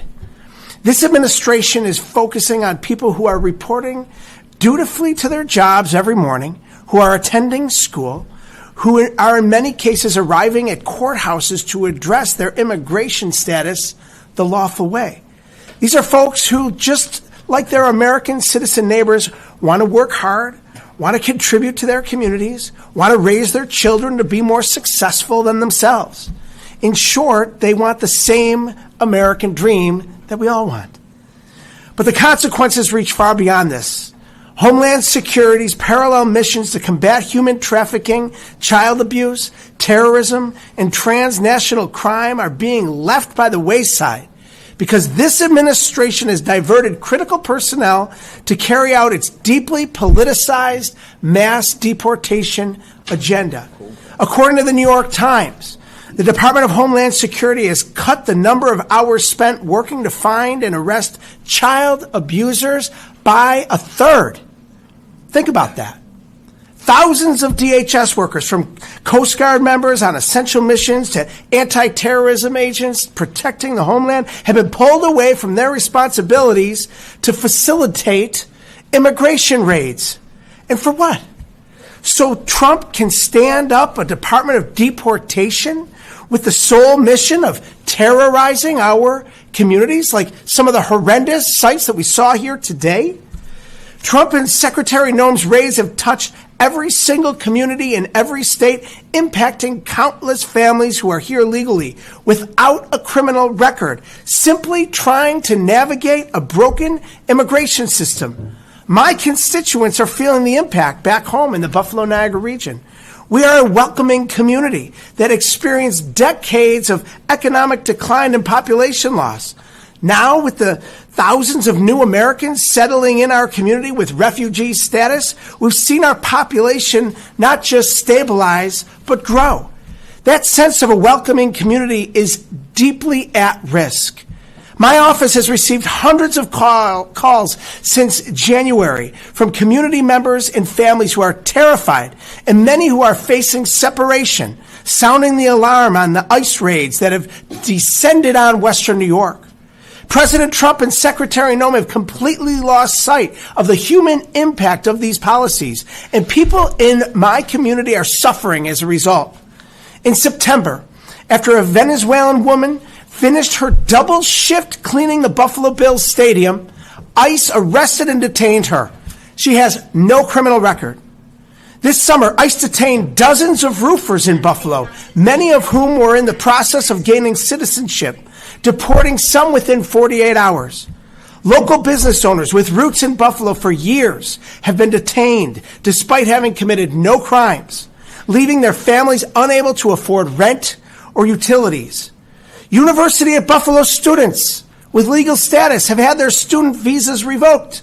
And just last week, a popular restaurant on Elmwood Avenue in the heart of the city of Buffalo, Aguacates, had to temporarily close its doors following a raid. That means no sales tax collections, no payroll taxes, just an empty kitchen. From Buffalo to Amherst to Tonawanda to Niagara Falls and all across this country, concerned people are reporting ICE's presence throughout our communities. Back in Buffalo at Oshai Children's Hospital, menacing the hallways outside the room of sick children, of raids at schools that leave children without parents at the end of a school day, of raids targeting those who are literally putting roofs over our heads, seeing their futures ripped from them, of hardworking tax-paying immigrants and green card holders who are hunted down by unidentified masked agents, shackled, detained, and ripped away from their families. This is not to mention the dozens of U.S. citizens who have been caught up in this administration's sweeping immigration efforts, blindly arrested and detained simply because of the color of their skin. Reports suggest at least 170 U.S. citizens have been detained by ICE since January, and I fear that this number is a gross undercount. As we've heard today from our witnesses, families are suffering, children are suffering. Let me be clear. This administration hasn't just crossed the line, it's sped far past it. It's an assault on our Constitution and our democracy, an affront on the integrity of our entire nation, of immigrants, and a tragic indignity by an administration with absolutely no respect for the rule of law. Today, alongside my colleagues on the Homeland Security Committee, we're seeking to unmask the truth, to hold this administration accountable for intentionally creating a humanitarian crisis in communities all across the nation. I've written a letter requesting specific information from the Immigration and Customs Enforcement Buffalo Field Office regarding the number of detentions and deportations in my district, in New York's 26th, including those of U.S. citizens and lawful permanent residents. The House majority has to do its job. Use the oversight forces and powers entrusted to Congress in the Constitution to uncover the truth and expose the abuses of power we are currently seeing in Western New York and all across this nation. I implore this administration to change course and to abandon its deeply unpopular, inhumane, and offensive ICE raids against people here lawfully. We as a country are better than this. The people of this nation deserve better than this. It's not who we are as a nation, and it cannot be who we become. I am so grateful for the leadership of this committee, and with that, I will yield back. Gentleman yields back. Chair recognizes the gentlelady from New Jersey, Ms. McIver, for 5 minutes. Thank you so much to our amazing ranking member, and thank you to our witnesses for joining us today under such sad circumstances, honestly. I want to thank each and every one of you for your courage, for your resilience, and for your humility for being here testifying before us. As our witnesses can attest, this administration has made every attempt to create a culture of fear and intimidation in communities across this country. I have seen firsthand in Trump's first week in office, ICE conducted a raid in my hometown in the city of Newark. Mass agents stormed the seafood market. They took people away. They were going after people who were just there making a living, scaring the hell out of residents in this small community, in this small neighborhood with rifles, bulletproof vests on, tactic gear, literally just terrorizing them. And just hours ago, we received reports that mass ICE agents have returned again to this same market to conduct another raid and terrorize our communities just a couple of hours ago. Donald Trump brought this issue to New Jersey's front doorsteps and continues to do so, and quite frankly has brought it across this nation. 30% of the people in my district I represent are immigrants. And in my community, I felt something shift after that first raid. I started to see and hear the fear coming from people in the 10th Congressional District. It is now a fear that is spreading like wildfire in this country. Families who've been here for years are looking over their shoulders. Parents are scared to drop their kids off to school. Folks are afraid to go to the doctor, to the office, to the supermarket. Not because they've done anything wrong, but because they don't know if today is the day a raid will sweep through the neighborhood. That is why my colleagues on the Homeland Committee and the colleagues here who are not a part of the committee but doing the work with us, this is why we have chosen to stand up to this administration. This is why we have chosen to protect the people who have elected us to do so, to stand up for accountability against this administration that is using fear as a political tool. That meant demanding the oversight that the Constitution gives members of Congress. As some of you know, I went to an ICE facility in my district, not the first one I went to, actually the second. And I was there for an oversight visit. And because of such, I am now facing 17 years in prison for doing so, just for showing up to do the job that I was not appointed to do, but elected to do. The administration is keeping up their clear efforts to intimidate me and many others, stopping me from doing oversight and keeping me from doing my job. But I will tell you, it won't work for me, and it surely won't work for the members of this committee. But this isn't about me.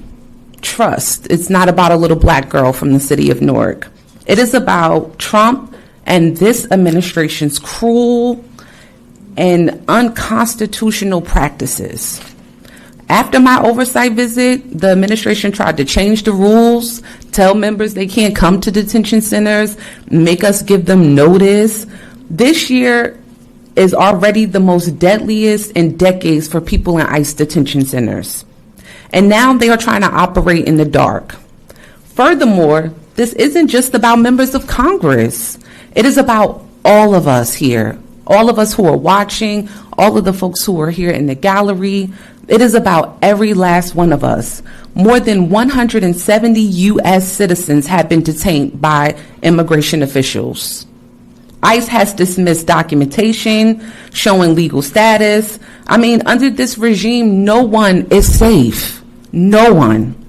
We need to be able to stand up and demand accountability. We need more folks to be outraged about what is happening.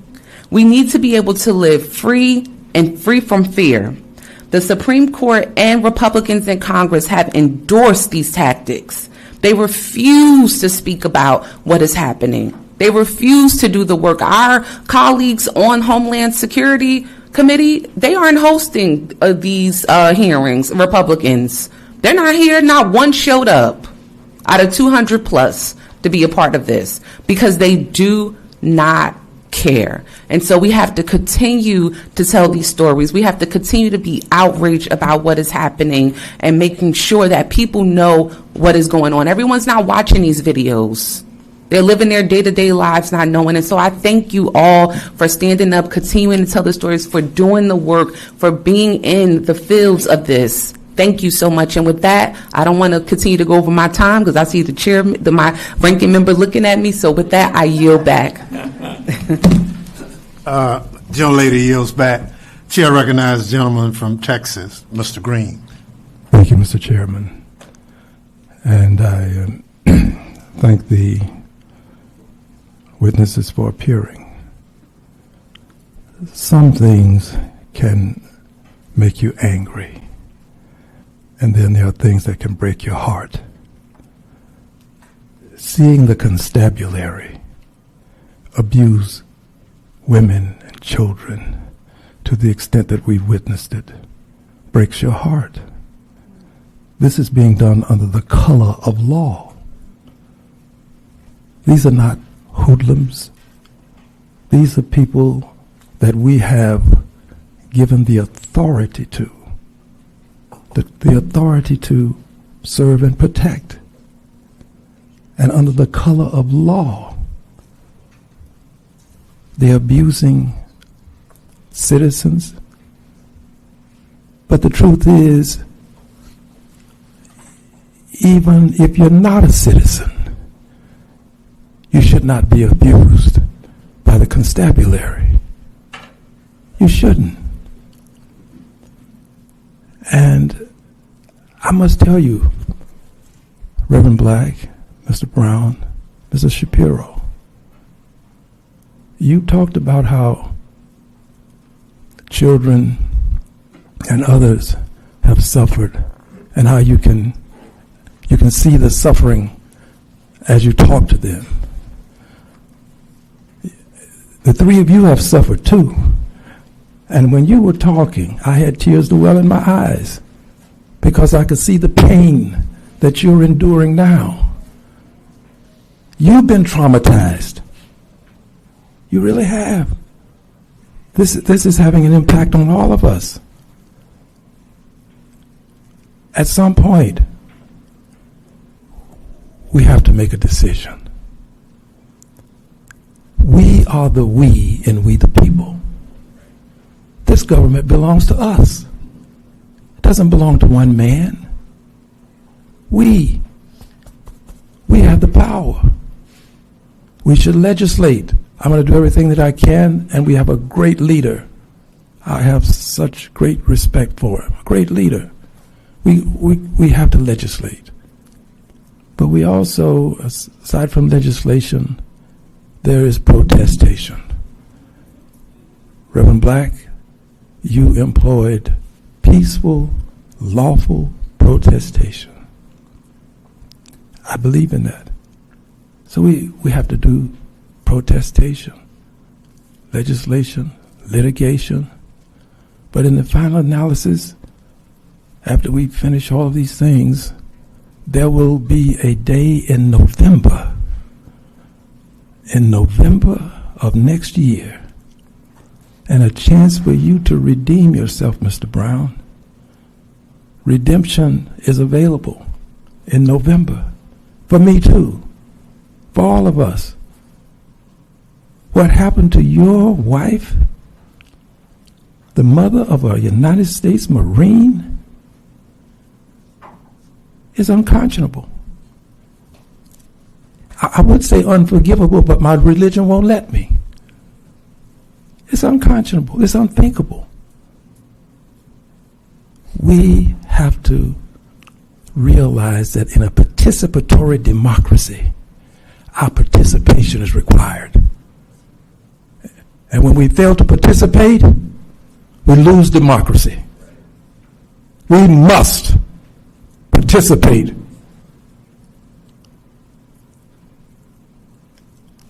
Not only should we legislate, but you ought to be out there demanding on the steps of the Capitol that we do something. And the we includes my colleagues across the aisle. They have neglected their duties of office. It's shameful how they have allowed one person to dominate the House of Representatives. One person to dominate the Senate. One person to disregard the separation of powers. Disregard the notion that there's something called due process. One person. It's not enough for us to complain. We've got to do more. I'm going to do as best as I can. I beg that you would. But just know this. There's going to be a day in November of next year when redemption can be had. Thank you, Mr. Chairman. Gentleman yields back. Chair recognizes the gentleman from Michigan, Mr. Thanador. Thank you, Chairman Thompson. Thank you for organizing this conversation.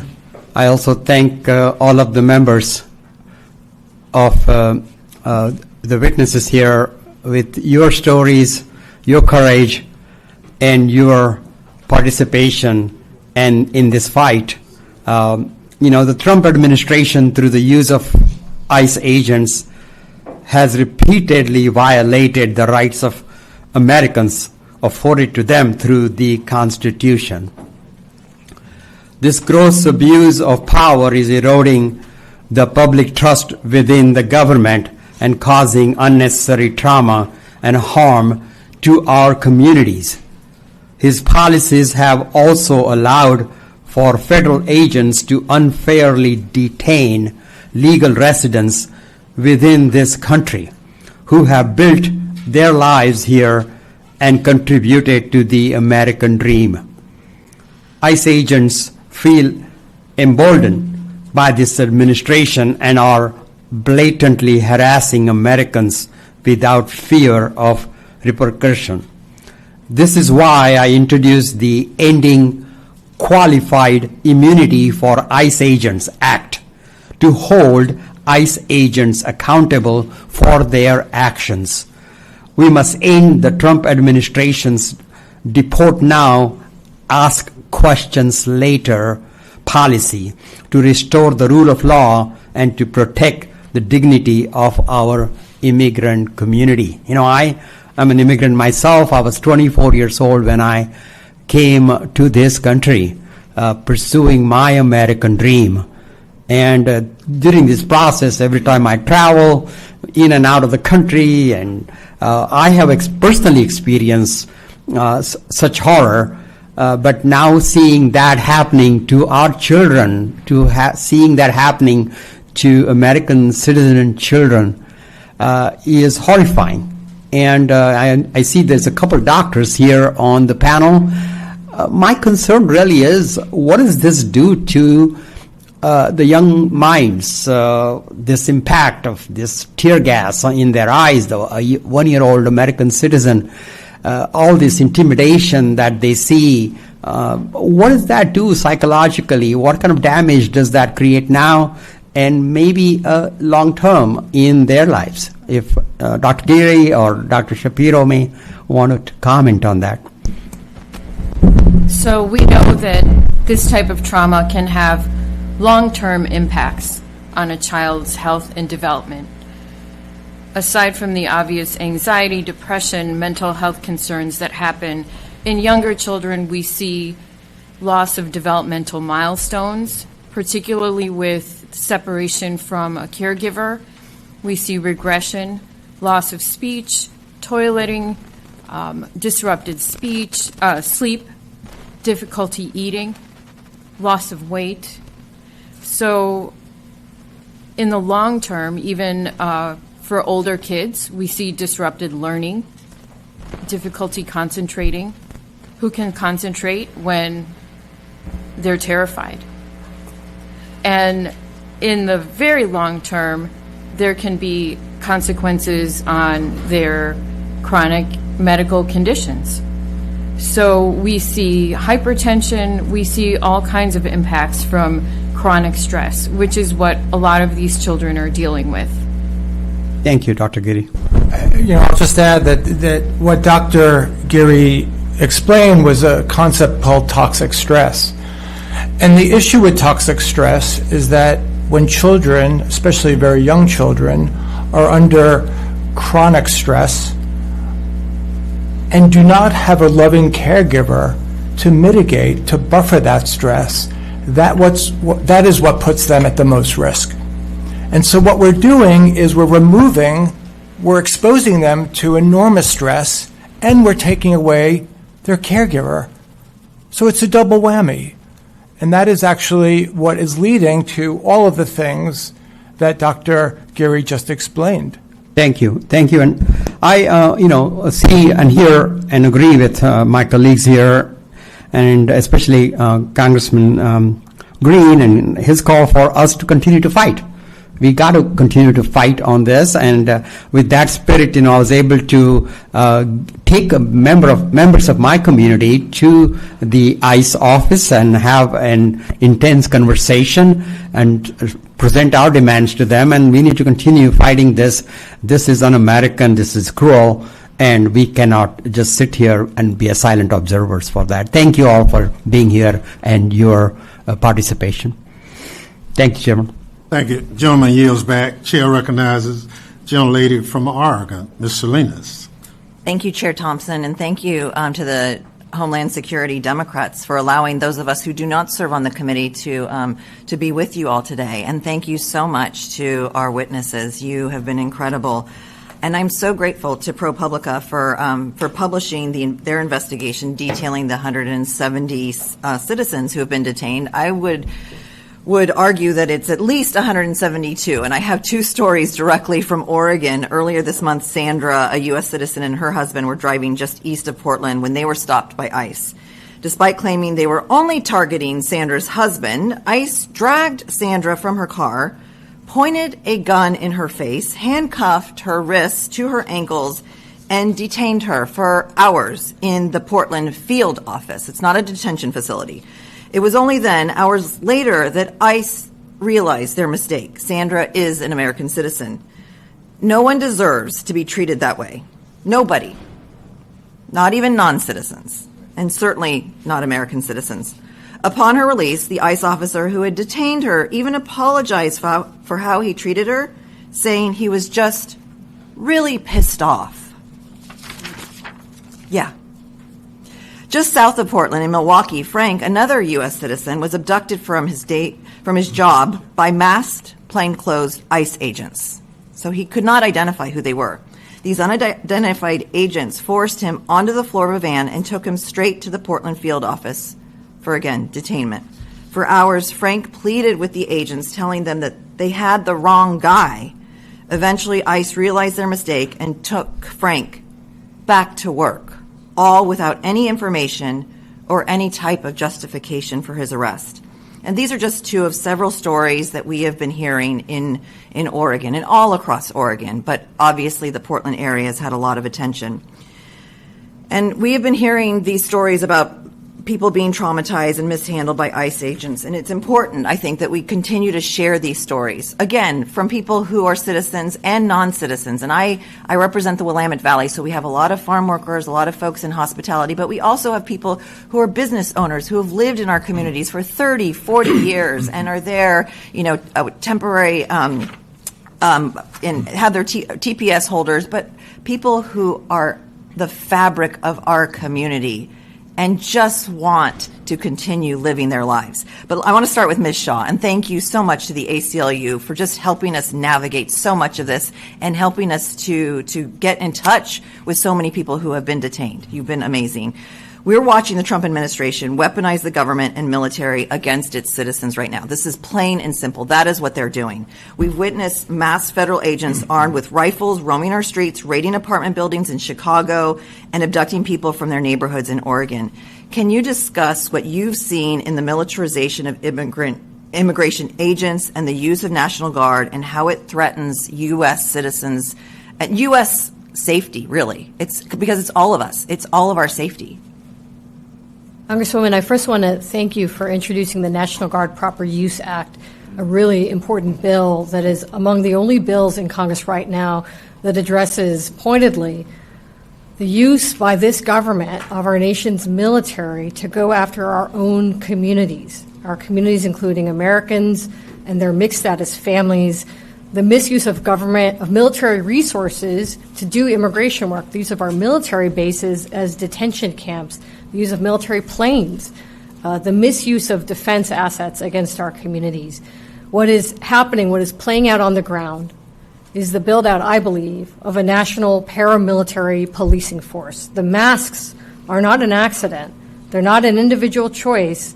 They appear to be part of a strategy to make it so that we don't know who it is who's wearing that camouflage uniform. Is it ICE? Is it Border Patrol? Is it DEA? Is it the FBI?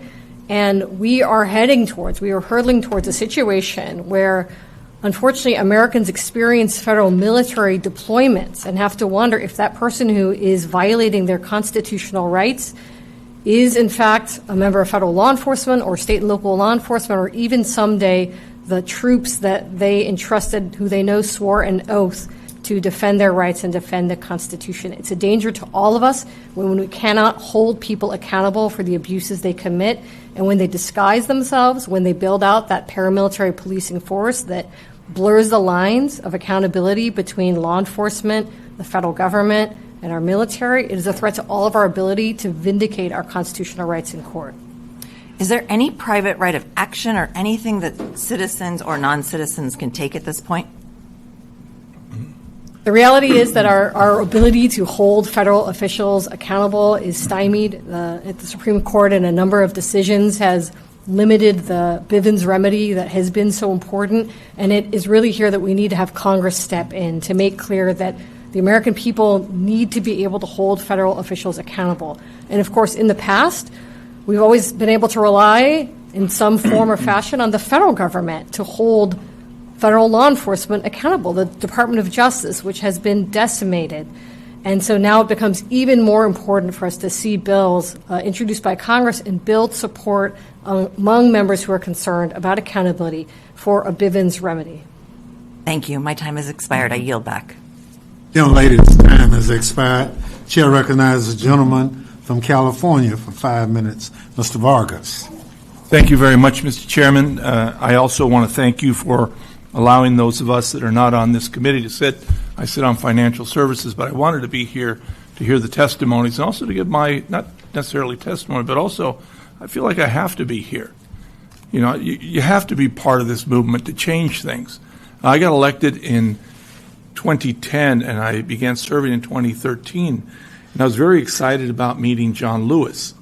He'd always been this icon, and I'd always loved what he did. And I have to say, the first time I met him, he was talking about immigration. He said it was the civil rights issue of our time and how committed he was to try to make change. And we actually got close that year with the bill, a bill that came out of the Senate. We couldn't pass it in the House. And I always so regret that we weren't able to do that. We tried very hard because I think a lot of the problems that we have today wouldn't be as big, to be frank. But we didn't. We failed. And here we are. And that's why I want to thank the chairman. The chairman hasn't given up. So many people haven't. And I especially want to thank all of you for being here.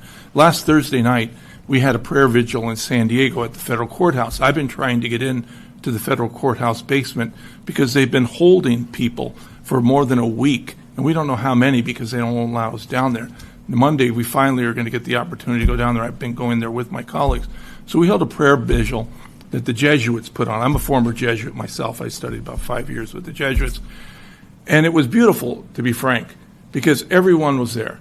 We had lots of priests, and we had the 3 bishops from San Diego. The Protestant community was there. The rabbis were there. The imams were. Everyone was there. In fact, even some friends of mine who were the free thinkers or atheists, and I thought that was kind of funny. And I went and talked to them. They said, well, we just wanted to be part of this movement. We saw what you guys were doing. But Mr. Brown, one of the sad things is we had very few evangelicals there. Very, very few evangelical pastors or people there. And that was sad to me. Very sad. And listening to you today, I hear you're a pastor. I didn't know that. I heard the very moving story about both, obviously, you and your wife and what a terrible situation is. But I also can't help but think of, what can we do to get the evangelical church to change his mind? I think that they're the biggest obstacle, just to be honest with you. I think they're the biggest obstacle. And again, I'm a believer. I believe in Jesus and saving. I pray 3 times, I do all my Jesuit stuff every day and believe deeply in our Lord. And yet here are our evangelical brothers that seem to be the biggest block. Yes, sir. Jesus says, for what I'll do for you, I'll do for the least of these. And that's where we need to go. That's what the problem is there's been a movement in this country, a lot of it has been a white nationalist movement, a white nationalist Christian movement, which is absolutely opposing of what true Christianity is. Jesus was not even white. So that's something that people don't understand is real true Christianity says, I will love everybody. It says in Romans, it says, for the wages of sin is death, but the gift of God. It didn't say the gift of God, but if you're a certain race or a certain country, you're not from there. It says the gift of God is eternal life. That means everybody should love each other. Being in the military. And I agree with you, but I guess, not to turn this into theological discussion, but I have to say that it is interesting that those that seem to be fighting against immigration reform, those that seem to be fighting most against some humane policy towards, again, people who are brothers and sisters, seem to be evangelical pastors. Because it's been a brainwashing effect in the last 12 years. For both Democrats and Republicans will go there. They said, okay, we hate each other on this side, we hate each other on this side, let's hate each other instead of love each other.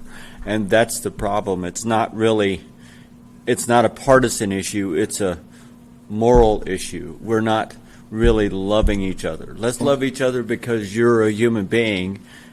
It doesn't matter what color you are, it doesn't matter what race you are. Well, you have a great story to tell, and I hope you do tell it to your evangelical pastors and friends. Oh, I have. It's so important. I've lost 200 friends over this. Yeah. Trust me. And again, to everybody else, my times, but I thank you so much. I mean, the medical community in San Diego has been fabulous. Just to be honest with you, just such humanitarian people. They've been the legal community. It finally has something they really, really believe in and can fight against, and it's been great to see them come forward. It really has. It's been the ACLU, has been magnificent, just absolutely magnificent. All the groups have. Again, I apologize that you got hit, and I watched that. We all did, and I think all of us prayed for you. That's why you got healed, and you look pretty good today. Probably, the whole world was praying for you again because of your courage, and we appreciate it. And again, I thank you, Mr. Chairman, for allowing me to be here. I'm not on this committee, but thank you. Well, let me thank both of our non-committee members for their participation. And let me thank our witnesses. You've been spot on in terms of your testimony.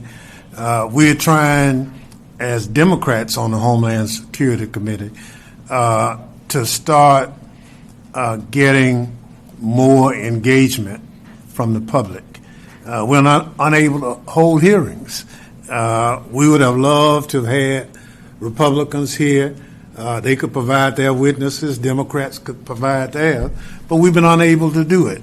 So this shadow hearing is what we ended up with, and it was by default. But we couldn't have found a better group of witnesses to start it off.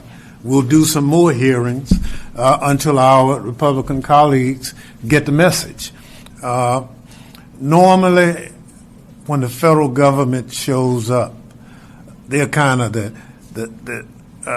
in a disaster situation. It's when all else has failed, it's your federal government to the rescue. And what we have in the immigration environment is just the opposite, is when our federal immigration officials show up, you run, close your door, don't go to school, don't go to work, and that's not the design of our system. And so we have to highlight it until people get it. And we'll continue to do it. Your testimony becomes part of the record of the committee. At some point, we'll start doing oversight, as what Congressman Green talked about. The beauty of this democracy is we have a chance every so often to pick our representatives. And I think from what we're able to, in testimony and see in video, help enlighten the public on who our real leaders are. And so we look forward to that. Apart from that, I thank the staff for putting this together. This was our first foray into a shadow hearing. If I had told you the bubble gum and bail and wire that went into putting this hearing together, believe me. We thank C-SPAN and others for covering it, this hearing. But it's important. Our children, they are our future. We should not traumatize our children because the adults can't get along. And so with that, I thank the witnesses again for your valuable testimony and the members for their questions. And hearing no further business.